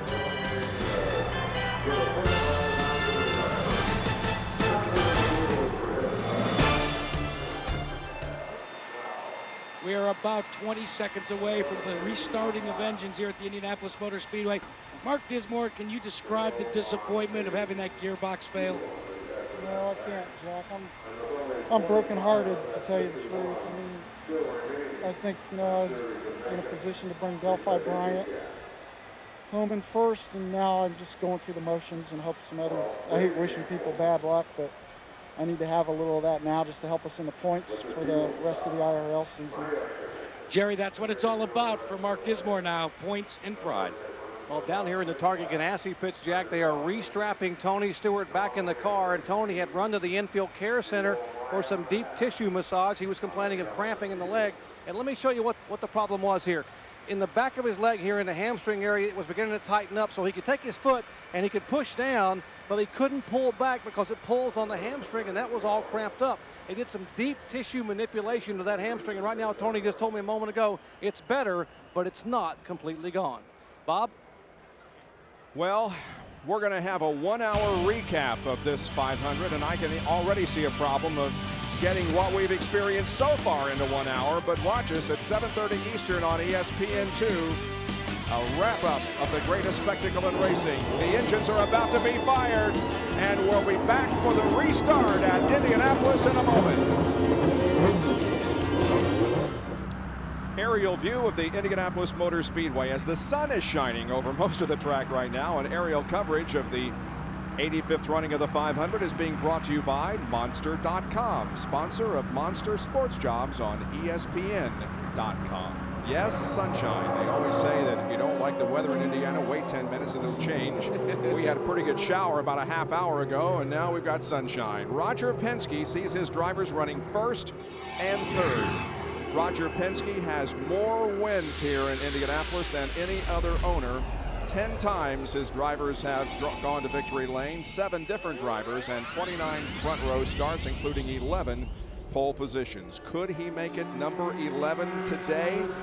Well, he's got a pretty good shot at it right now with his drivers running first and third with 156 laps completed. Well, you never want to count out the captain. Every time he's ever come here, with the exception of 95, he's been the man to beat for the last 20 years or so, and that's no different this year. The red flag was 16 minutes and 34 seconds, Jack. And one of the things under red flag conditions that you're allowed to do in the IRL is make repairs to your car. That's what A.J. Foyt did back in Gasoline Alley. They replaced the oil cooler on Robbie Gordon's car. And he is back out there. Also a good bit of luck for Robbie Gordon there to be able to have that 16-minute red flag, to be able to change out that oil filter. He remains the last car on the lead lap for us in 8th position. It's Castro Neves, Buell, DeFerrin, Vassar, Stewart, Junqueira having a good run for Chip Ganassi, Michael Andretti, then Robbie Gordon. Then a lap down in 9th position is Eliseo Salazar and Billy Boat, who survived 48 minutes on the bubble last Sunday and watched 12 drivers try to knock him out of the field. He survived and now has gone to the top 10. Robbie Gordon, we understand, is going to get a drive-through penalty for working on the car under a red flag situation. Just a drive-through 80 miles an hour for Robbie Gordon. Bob, one of the concerns right now for Roger Penske and Helio Castroneves is that these engines, these Ilmor Oldsmobiles, have been sitting for as long. They've got to get the temperature back up. Roger has warned Castroneves to be careful on the engine and the gearbox when they go back to green. Well, Larry, we've got 157 laps completed. Still a long way to go, as Eddie Cheever Jr. said. We've got more than a tank full of fuel to burn off. What's the strategy? Well, everybody's going to have to make one more pit stop. But Stewart, Andretti, and Junqueira all stopped on lap 149, so they can run about 15 laps farther than anybody else that's in that lead group. So they're going to stay out there, hope for a yellow, and hope that that'll put them a lap up on everybody. And Larry, a moment ago, Chip Ganassi told Tony Stewart, we are fine on fuel, go to +3. That's full rich and full power, and let's rocket this thing to the front so we can make a short pit stop and win this thing. So it's full power now for Tony Stewart. As far as the driver in the second position, that's Robbie Buell. He can stay out until about lap 170. He would maybe have a lap or two to play with, but they will like to have him in by 170 if they don't have a yellow beforehand. And 170 is also the mark for Helio Castroneves, and they are concerned, as we said, coming back up to speed. The green flag waves once again at Indianapolis, and the 500 is back under race condition. And Robbie Buell looks for a way around Helio Castroneves as they head for turn number 1. And Buell can't get the job done as Castroneves pulls ahead a little bit. And he told his crew that Helio would probably try to block him, but he was going to go for it. That's exactly what Castroneves did. Now, in the driver's meeting, Brian Barnhart said he would not stand for blocking. It'll be interesting to see if that happens many more times, what the officials do here. Well, and Larry, Robbie Buell came right on the radio immediately. I cannot repeat what he said, but he was going along that same line. He was very upset with Castroneves' defensive driving. Helio actually moved to the inside to block him from taking an inside line, and then when Robbie moved to the outside, Helio came out there again, then went inside and outside again. That's four blocks. That's 3 too many, isn't it, Larry Rice? Well, you see right there, he tried to do it once again. He tried to go to the inside. Castroneves kept moving down and moving down. He tried to go to the outside then, and then he had to back off. You can't stay right behind him in the middle of the corner. You got to give yourself a little room because there's too much dirty air. Chakaroo. Remember, that's one of the things in kart that there's been an issue about, but they do allow drivers to at least take one block before they get upset. So maybe this was a kart technique against the Indy Racing League. Meanwhile, Gilles de Ferran is right there in third position. He's right on the rear wing of Robbie Buell. And Jimmy Vassar is not far behind. Michael Andretti also. Well, Robbie Buell has another run, but he just couldn't do it. He had to move back up on the racetrack and enter the corner.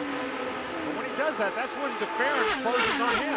So he stands a real risk of losing second when he doesn't make that run work out. Roger. Bold, entry. Doing all right. We got a fight on our hands, pal. Clear behind. Indeed, we do have a fight on the racetrack. Penske drivers running first and third. Ganassi has 3 drivers in the top 10, and A.J. Foyt has 2 drivers in the top 10. Multi-car teams are showing their strength here this afternoon, and now there are 39 to go. Well, the big names at the Indianapolis Motor Speedway never seem to change, do they? Penske, Foyt, Chip Ganassi, unbelievable. They're all here. Right now, it's Robbie Buell that's sitting back there thinking, how am I going to get this job done? Good job, clear behind. Now then it settled in a little bit.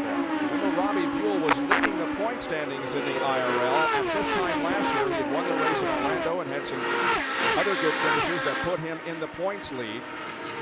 This year, Buell finds himself all the way down in 20th position in the points.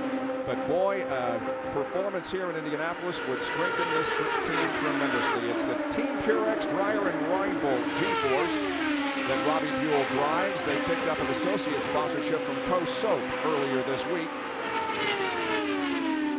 And look at the line speeds in order, first, second, and third. Wow. Well, what happens is when you're running in the dirty air, you can't run quite as fast as the guy in front of you, unless you get that draft and really are able to get sucked up through the draft. But if you're just a little bit too far back, you get in the dirty air, and it slows you down. He's got another run coming off. That's not close enough. Taking a more defensive line going into one that time. Ken taking a much straighter line. Obviously, he might have got spoken to by race control. Well, when he runs that low into the corner, it's going to hurt him a little bit coming off of the corner. So you're going to Robbie Buell still hasn't been able to make that move, make it stick. Elio Castro-Neves has already won in kart racing this year. He was a pole sitter and a winner at Long Beach. Finished second in Japan just last week.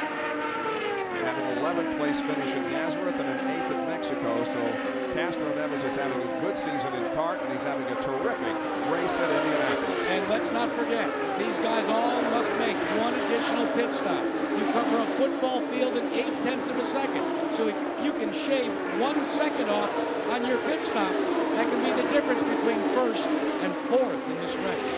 There's Stewart and Andretti running in 5th and 6th position, respectively.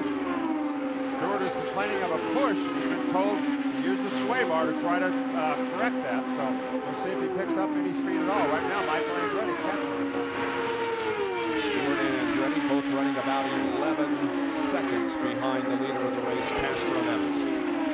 When we began the race, we told you we would watch some stories for you throughout the event, and we continue to do so, watching specifically those on the comeback, including Roger Penske as car owner, and also drivers Wyatt Andretti and Stewart. Unfortunately, not a good day for Sarah Fisher as she was out with a crash. Oh, and that's somebody sliding into the inside retaining wall off of corner number 2. We'll check to see who it is, but it's going to bring out the caution. And it is Buell. I thought so. Oh, man, what a Car's not hurt that bad. Will it roll, Robbie? Will it roll? I don't think so. Can you roll me? Can you push me? If you can get that thing fired up, I don't know how hard you hit. I couldn't see. Here's what happened to Buell running in 2nd spot. Just got loose, coming off in the corner. Slid out, missed the outside wall. Hard on the brakes, but he did make some contact on that inside wall. And Gilles de Ferran was right behind him, and de Ferran did a nice job of getting on the brakes and not getting collected by Robbie. Well, he certainly did. He was hard on the binders, too. Right there you can see the contact.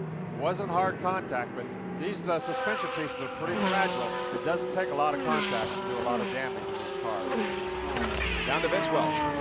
Dennis Reinbold, one of the owners of this race team, and certainly challenging for the lead, but what a disappointing turn of events. Yeah, it's a challenge. The Purex Infinity car was really wanted to give Infinity the first win of the Indy 500 today. I thought we had it wrapped up.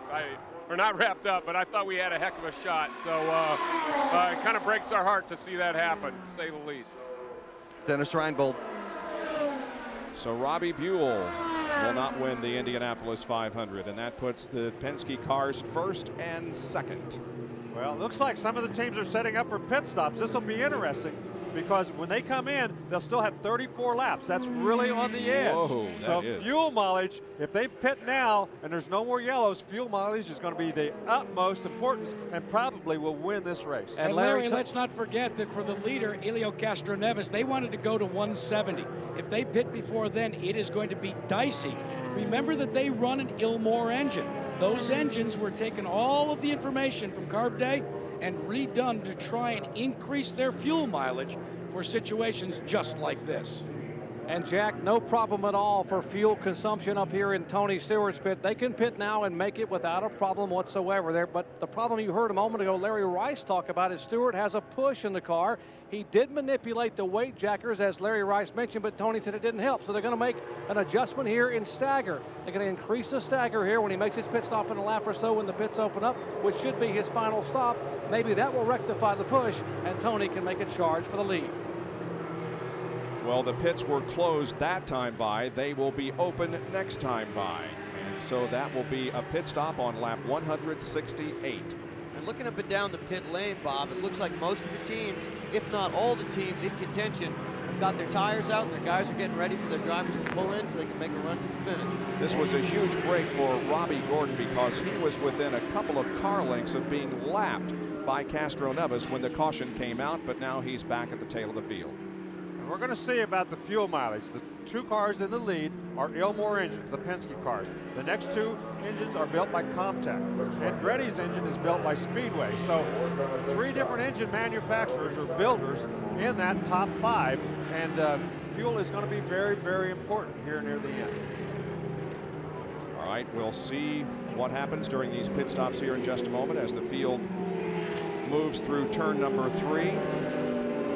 That is Robbie Buell's car on the back of the hook. It is rolling. You can see it's being pulled. It's not being hauled in. It's being pulled, so he may be able to get back in the race.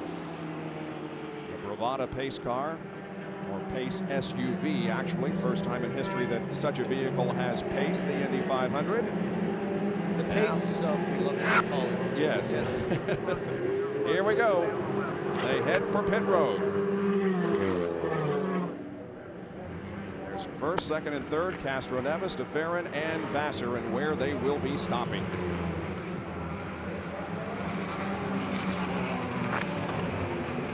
Vassar will be the first to hit his pit box. And then the two Penske drivers. Castroneves is in, and there is DeFerrin pulling into his box.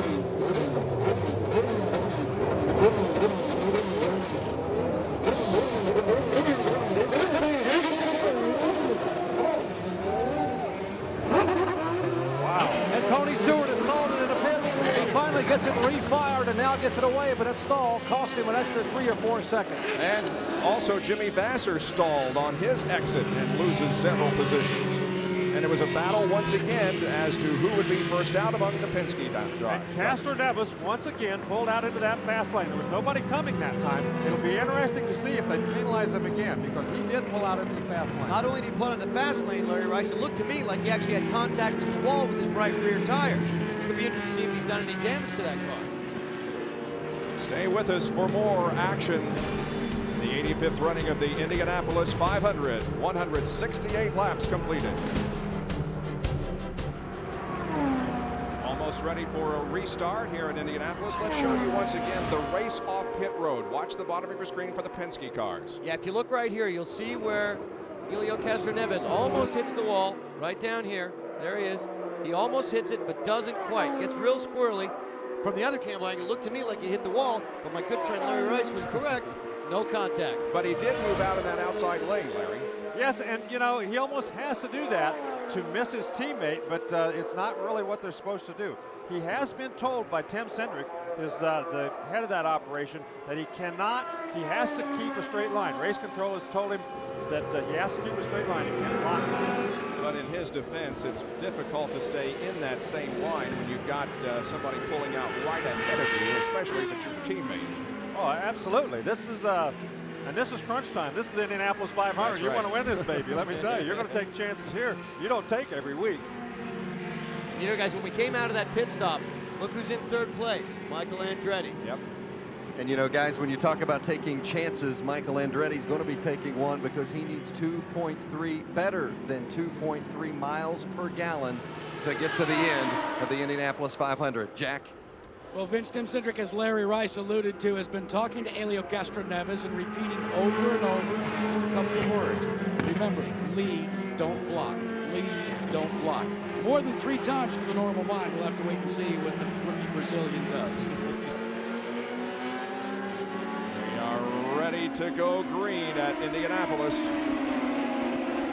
Robbie Buell, by the way, is back in the race. He is 3 laps down in 16th position, but nevertheless, he is back in competition as the green flag flies over Indianapolis once again. It looks like I thought the Penske, they're going to battle each other. Here's DeFerrin on the outside. The Penske cars roll through turn 1, wheel to wheel, and DeFerrin gives way. But watch what happens as they hit the backstretch. Will DeFerrin have the momentum to pass his teammate? No, but looks like that Helio Castroneves has held him off for the time being. Wow, you really got to trust your teammate to go into turn 1 too wide like that. That's impressive driving on both their behalves. On board with Mark Dismore, who's not in the battle for the lead, but a good view of what's up ahead of him from the top 2. Well, both of those guys had the lift. They both were side by side. They had the lift. That's what gave Dismore the run on them going down the main straightaway. But it looks like Dismore actually is outrunning them anyway right now. And Mark Dismore does indeed get a good run down the front stretch, but backs off and falls behind him. Now we're on board with Sam Hornish Jr. He's 4th in line, but he's not really in the running after that spin earlier in the day. But he is running with the leaders. Just goes to show you what one small mistake early in the race, how much difference that can make. Yeah, and that really puts a big point on what Mark Dismore was saying earlier during the red flag about how disappointed he was, and he really felt he had a car that could have won the race today. Looks like he does. I mean, he's having no problem running with the leaders. Really disappointing day for Mark Dismore in the whole racing. He's 17th, 4 laps down, and yes, his lap speed. As a matter of fact, he is running over 219, and the only other drivers running over 219 are these two, the two leaders, Castroneves and DeFerrin. Yeah, it appears that those 4 cars have actually pulled away a little bit from everybody else out on the racetrack. So when Andretti, should he get some speed and get up there, he's going to have a heck of a time getting around these lap cars to get to the Penske cars.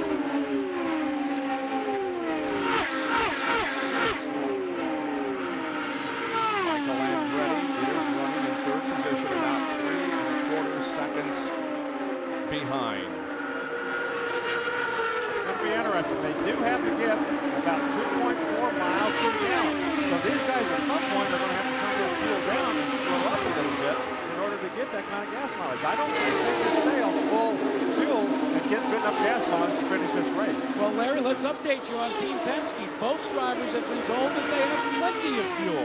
Remember, at one of the early sections of the race, they went 34 and 35 laps respectively. And so Roger has made the decision, got plenty of fuel. I seem to remember John Menard saying that to Robbie Gordon a couple of years ago. Vince Welch. And guys, Michael Andretti has just been told as well that he has enough fuel to get to the end. We don't know if maybe they're just trying to make these drivers feel confident, or if they do know indeed that they've got enough fuel to get them to the distance. Watching real time there, and DeFerrin's deficit to Castroneves varying from 4.4 to 4.6 seconds. Well, for those of you who are tuning in to watch the Snapple Superstars, we invite you to stay with us, because that will be coming up next at the conclusion of our coverage of the Indianapolis 500, which has less than 24 laps to go now. The Indy 500 being led by Elio Castroneves, with Gil DeFerrin running in 2nd position, and Team Penske right now is running 1-2. Michael Andretti is 3rd. Bruno Junqueira for Chip Ganassi's team is 4th. Jimmy Vasser also running in the top 5. Numerous crashes today, especially in the early going.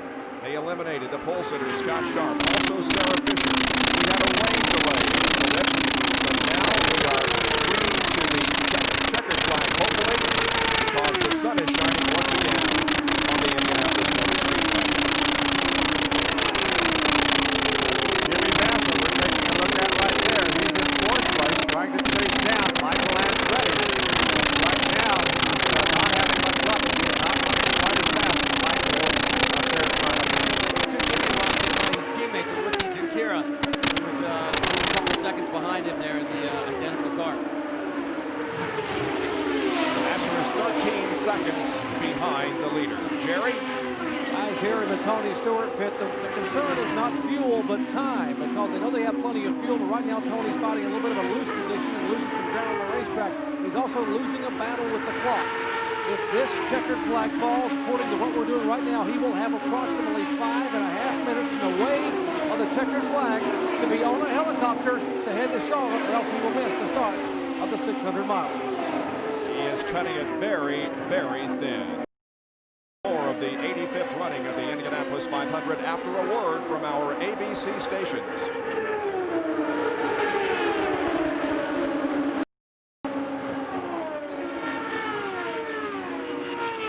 Okay.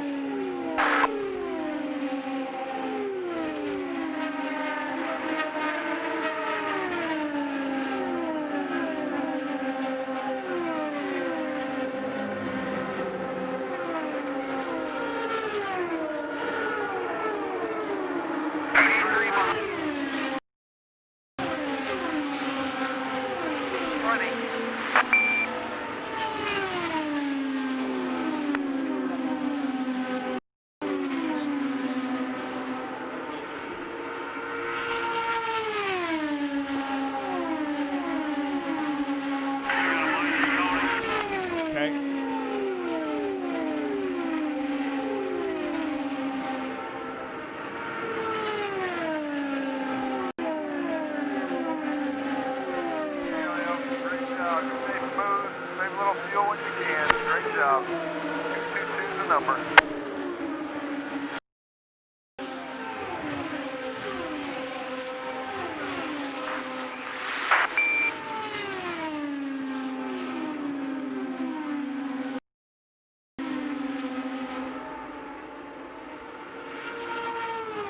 They're the top 5 at the Indianapolis 500, and now there are less than 20 laps to go. We have reached the 180 lap mark, and in 7 of the last 9 years, the leader at that lap has failed to win the 500. But if Helio Castroneves should win the race, Bob Jenkins, it would be the 2nd year in a row that a rookie has won the race. And before that, the last time a rookie for that, Chewbacca won it in 1972.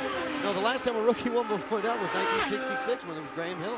Yep. We want to talk about not giving a call to Bruno Junqueira.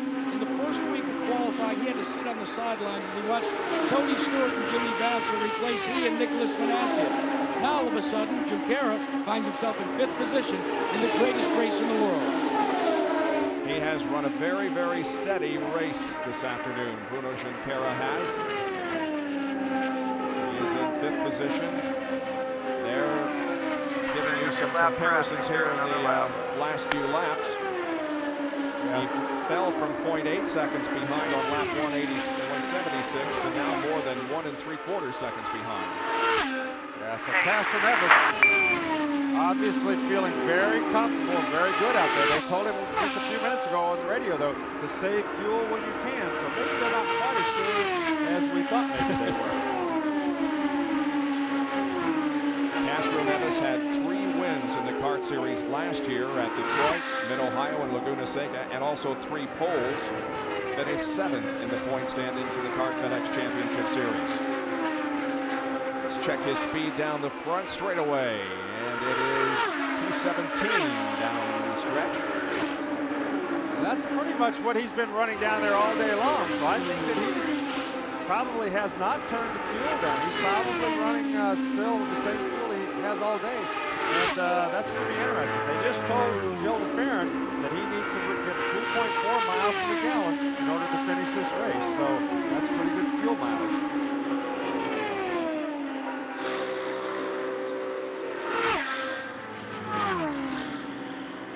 Castroneves from Sao Paulo, Brazil, but making his American home in Miami. There you see the interval between 1st and 2nd. Officially, it is 2.11 seconds. So it looks like Castroneves is actually pulling away a little bit, and Andretti seems to be catching de Ferran. Yep. I don't know if de Ferran had to turn down his fuel or whether he's just slowing up a little bit. Well, Andretti's last lap was the fastest on the racetrack, going 216 miles an hour. I think he's just kind of stood up the seat and said, hey, if I run out of fuel, too bad. I'm going to go for that.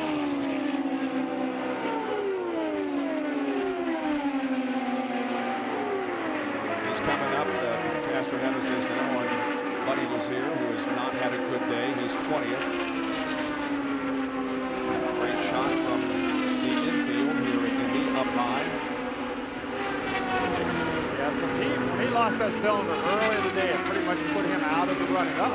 We've got Robbie Gordon's engine going.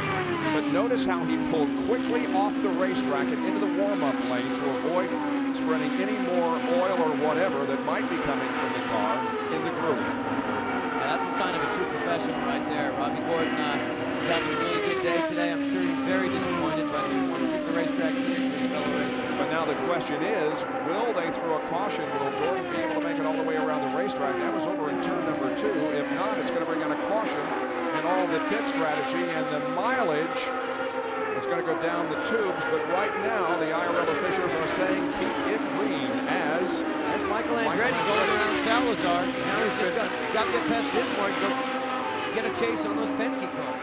Andretti has been trying to get around Salazar for several laps. Eliseo is in 7th position, 1 lap down. In fact, guys, when Michael Andretti had complained about that previously, and we understand that the Indy Racing League told Salazar that if he was challenged again, please move over to the side and let Andretti get by. Well, he is closing the gap. He's down to just about 3 seconds. He was as much as 4.5 seconds behind a few minutes ago. So he's certainly turned up the whip. Well, it's 3.28 now, so he lost a little bit on that lap. Nevertheless, we'll keep an eye on Michael Andretti to see if he is able to cut into the lead of Castro Neves and, in fact, the second position of Gilles de Ferran. It almost looks like Mark Dismore is catching Gilles de Ferran a little bit, and if he can drag Michael along with him, he could have a great finish here. You can see from inside Dismore's car, he's got his hands full, even though he's running pretty good, as fast as the leaders actually. But that race car, it looks like he's still having a little trouble, a little bit losing. 12 laps to go in the Indianapolis 500.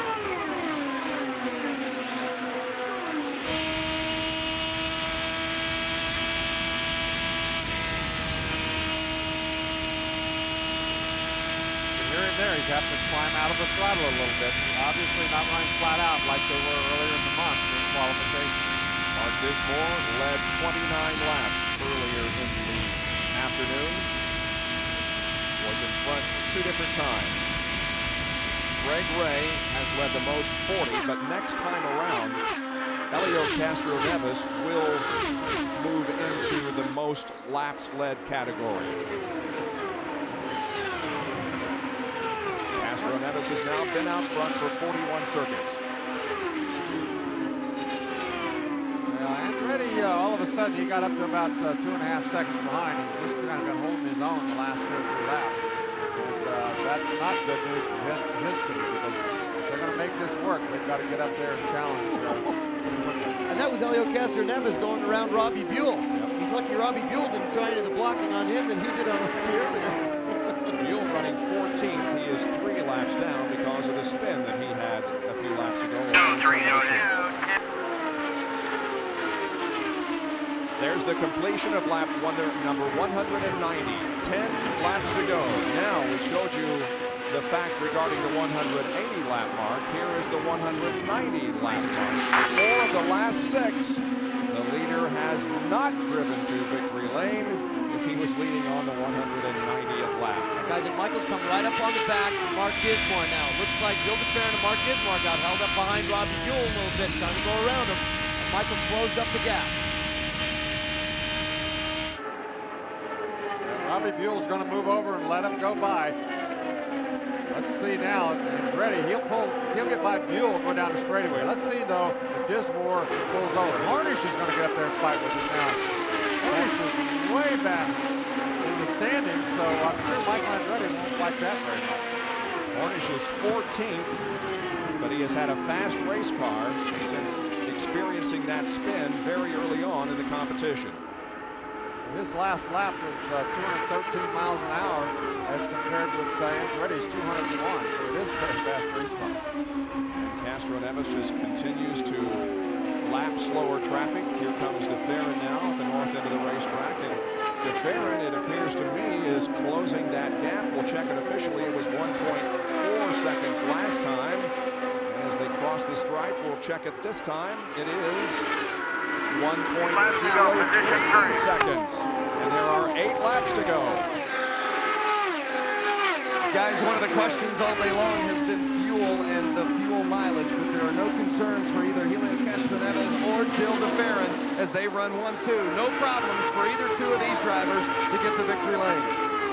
Well, if you're the captain, what kind of orders do you give your 2 guys come down here in the last 10 laps when they're going to be battling for the lead? I bet he didn't give them in. Roger Penske could be on his way to his 11th win here at Indianapolis. An incredible record. His drivers running first and second at this moment with now less than 7 circuits to go. Well, when it comes to Indianapolis, there's certainly nobody that knows what it takes to win more than Roger Penske. He does everything very methodically. He plans everything. From the first day he gets here to the minute he leaves, he has a plan for it. And if his plan's carried out correctly and they have some good luck, they're usually right in the hunt.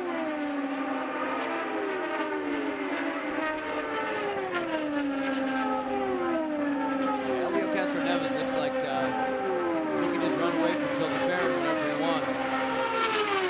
Roger Penske has never had a 1-2 finish here at Indy. He did have a first and third place finish in 1988 with Rick Mears and Al Unser, but never a 1-2 finish. So his return to Indianapolis could result not only in his 11th victory here, but also his first 1-2 finish. Well, Andretti has fallen back to almost 6 seconds behind, so he's lost several seconds here in the last few laps, about the last 3 laps actually. So it looks like his chances to win this race are fading as the laps wind on. 17 days ago, Helio Castroneves celebrated his 26th birthday. He started this race from the 11th position. And Bob Jenkins, he has a history of wanting to climb races. I asked him this morning before I talked to him on the walkout. I said, have you picked a fence out? He said, yeah, I'm going to climb the highest fence I can find with the most people, maybe by the flag stand. I'll tell you, that would be a pretty nice birthday present for a 26-year-old man to get your face put on the Borg-Warner trophy. The Penske cars did not lead until the 110th lap, but since that point, they have led all but 12 laps. 4 to go at Indianapolis. Well, he certainly seems to be in control.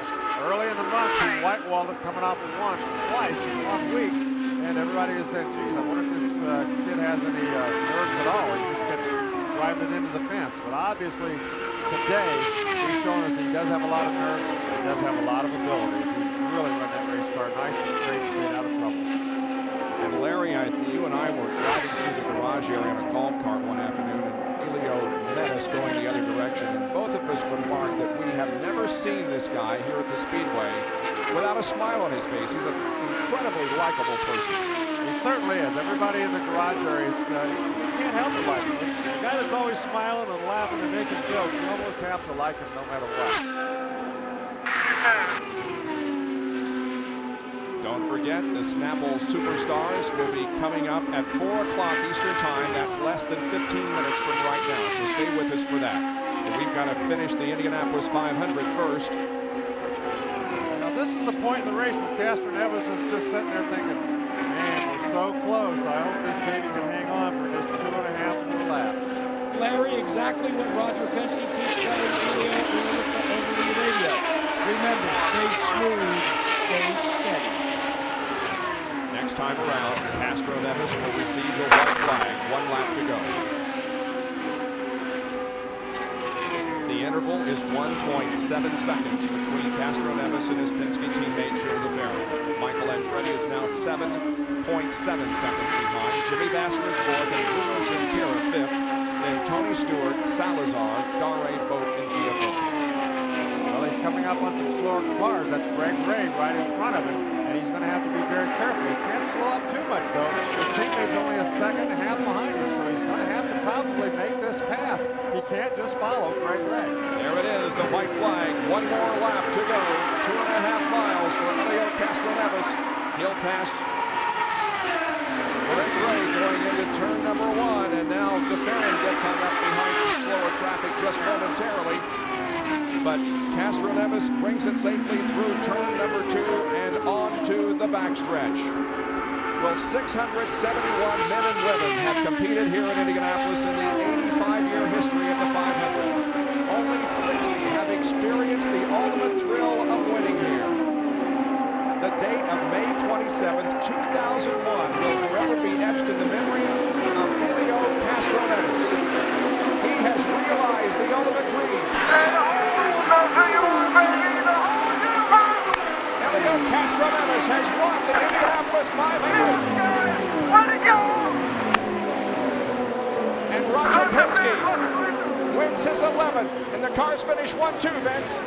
Roger, congratulations. What a triumphant return for Team Penske. Well, I'll tell you, these guys deserve it. There's a rookie won this race. Everybody in our team should be thanks.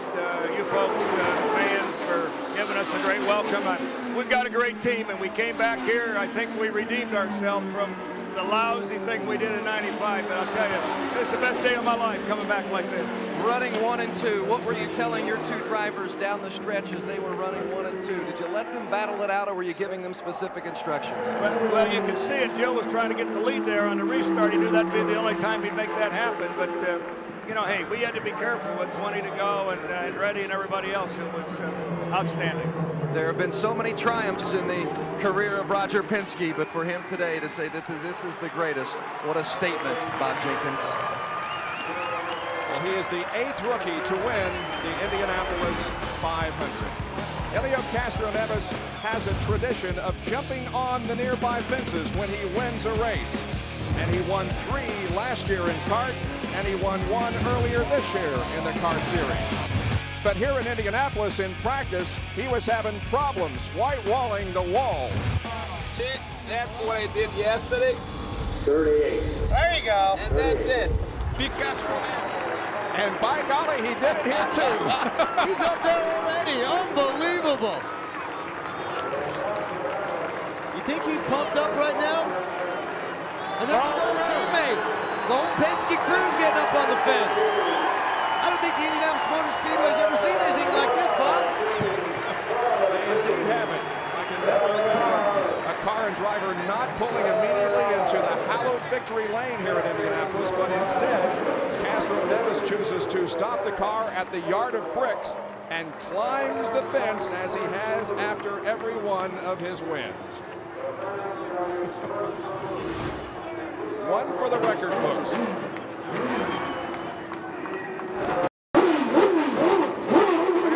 Get out of that baby fast enough. He's trying to get out faster than he is. He's addicted to chain link, this kid. I love him.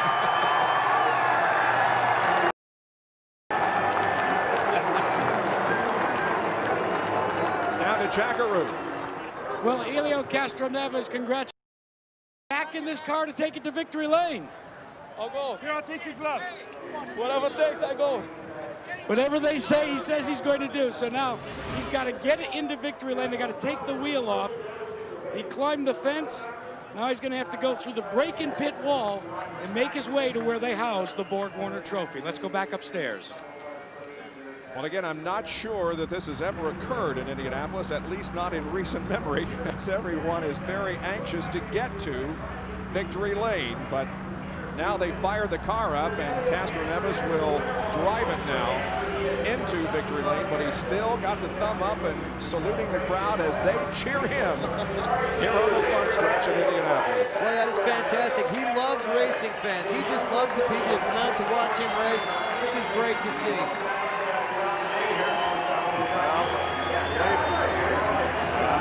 Winning this race means so much. It's just amazing.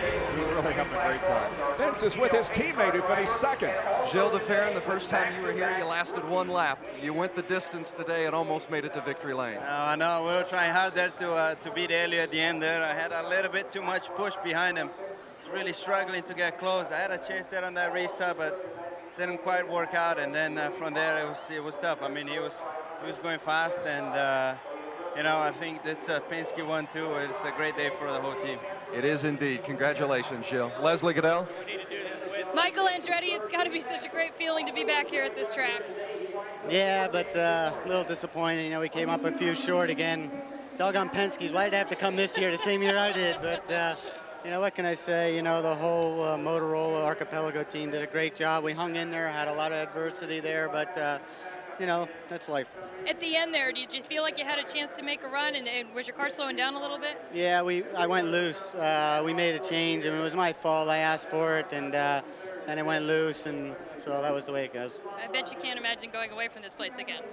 Yeah, going away again. A little empty-handed, but it's always next year. Jerry Punch.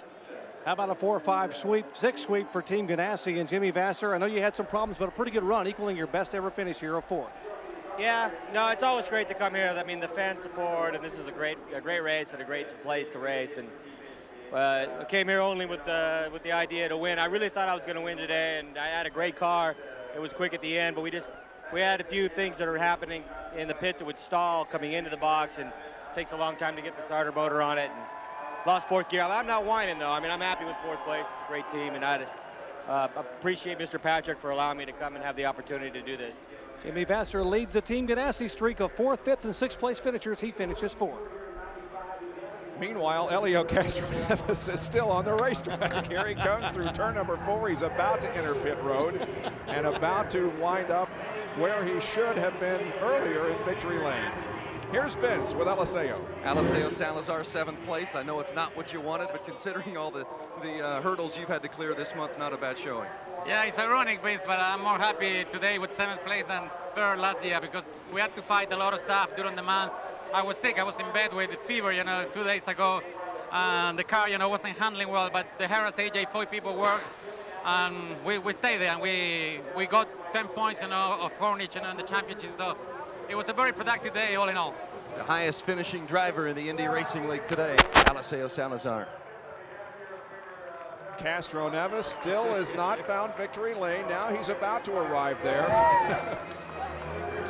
This has just been an incredible race, and to see the celebration that he had just, I'm sure, points out to everyone how important this 500-mile race is. Well, and this is what happens when all the other guys let a rookie win the race. It's he doesn't know how to get into the winner's circle. The helicopter is for Tony Stewart. He finished 6th in this race, and he will get into that helicopter shortly and be going to Charlotte, North Carolina. Now the goal had been to leave here by 3 o'clock. That's 4 o'clock Eastern, and he's got 6 minutes to make that deadline, so he will be very close. Meanwhile, the car of Castroneves is finally being wheeled into victory lane, where the famous Borg-Warner Trophy will be presented. The drink of milk will occur, and the wreath will be placed around his neck. This is what motorsports is all about. This is victory lane at Indianapolis, and the man in there is Elio Castroneves. Here's Jackaroo. And he is getting the congratulations of Roger Penske, his team manager for Penske Racing, Tim Cedric, getting the Borg-Warner wreath.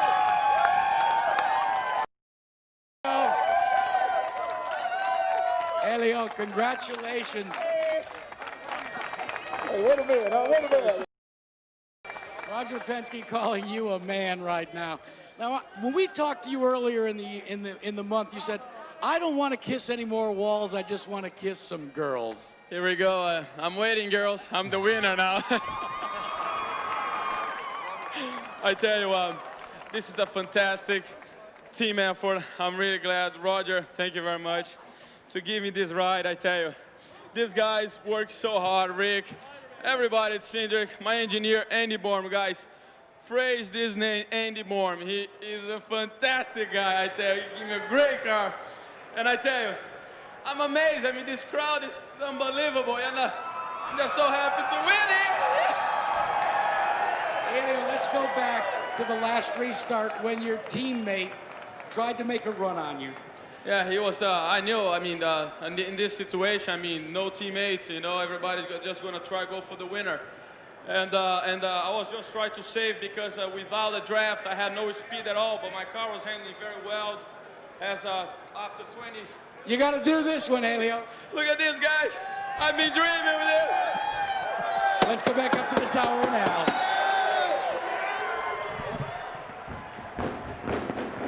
So Castroneves wins it, the rookie wins it. We started the day by talking about this is where kings are crowned, the Indianapolis Motor Speedway.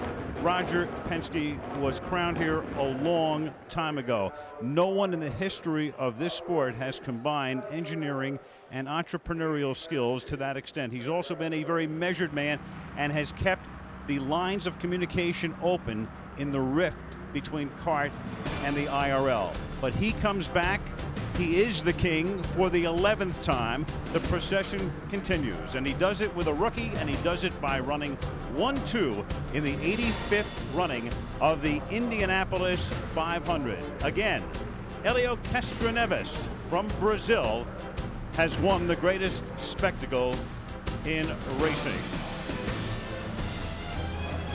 For our entire crew, Al Michaels saying so long from Indianapolis with a reminder to stay tuned next for the Snapple Superstars. ABC Sports, is online. And you can find ABC Sports online at ESPN.com. The keyword is ABC Sports. This has been a presentation of ABC Sports, continuing the tradition of excellence.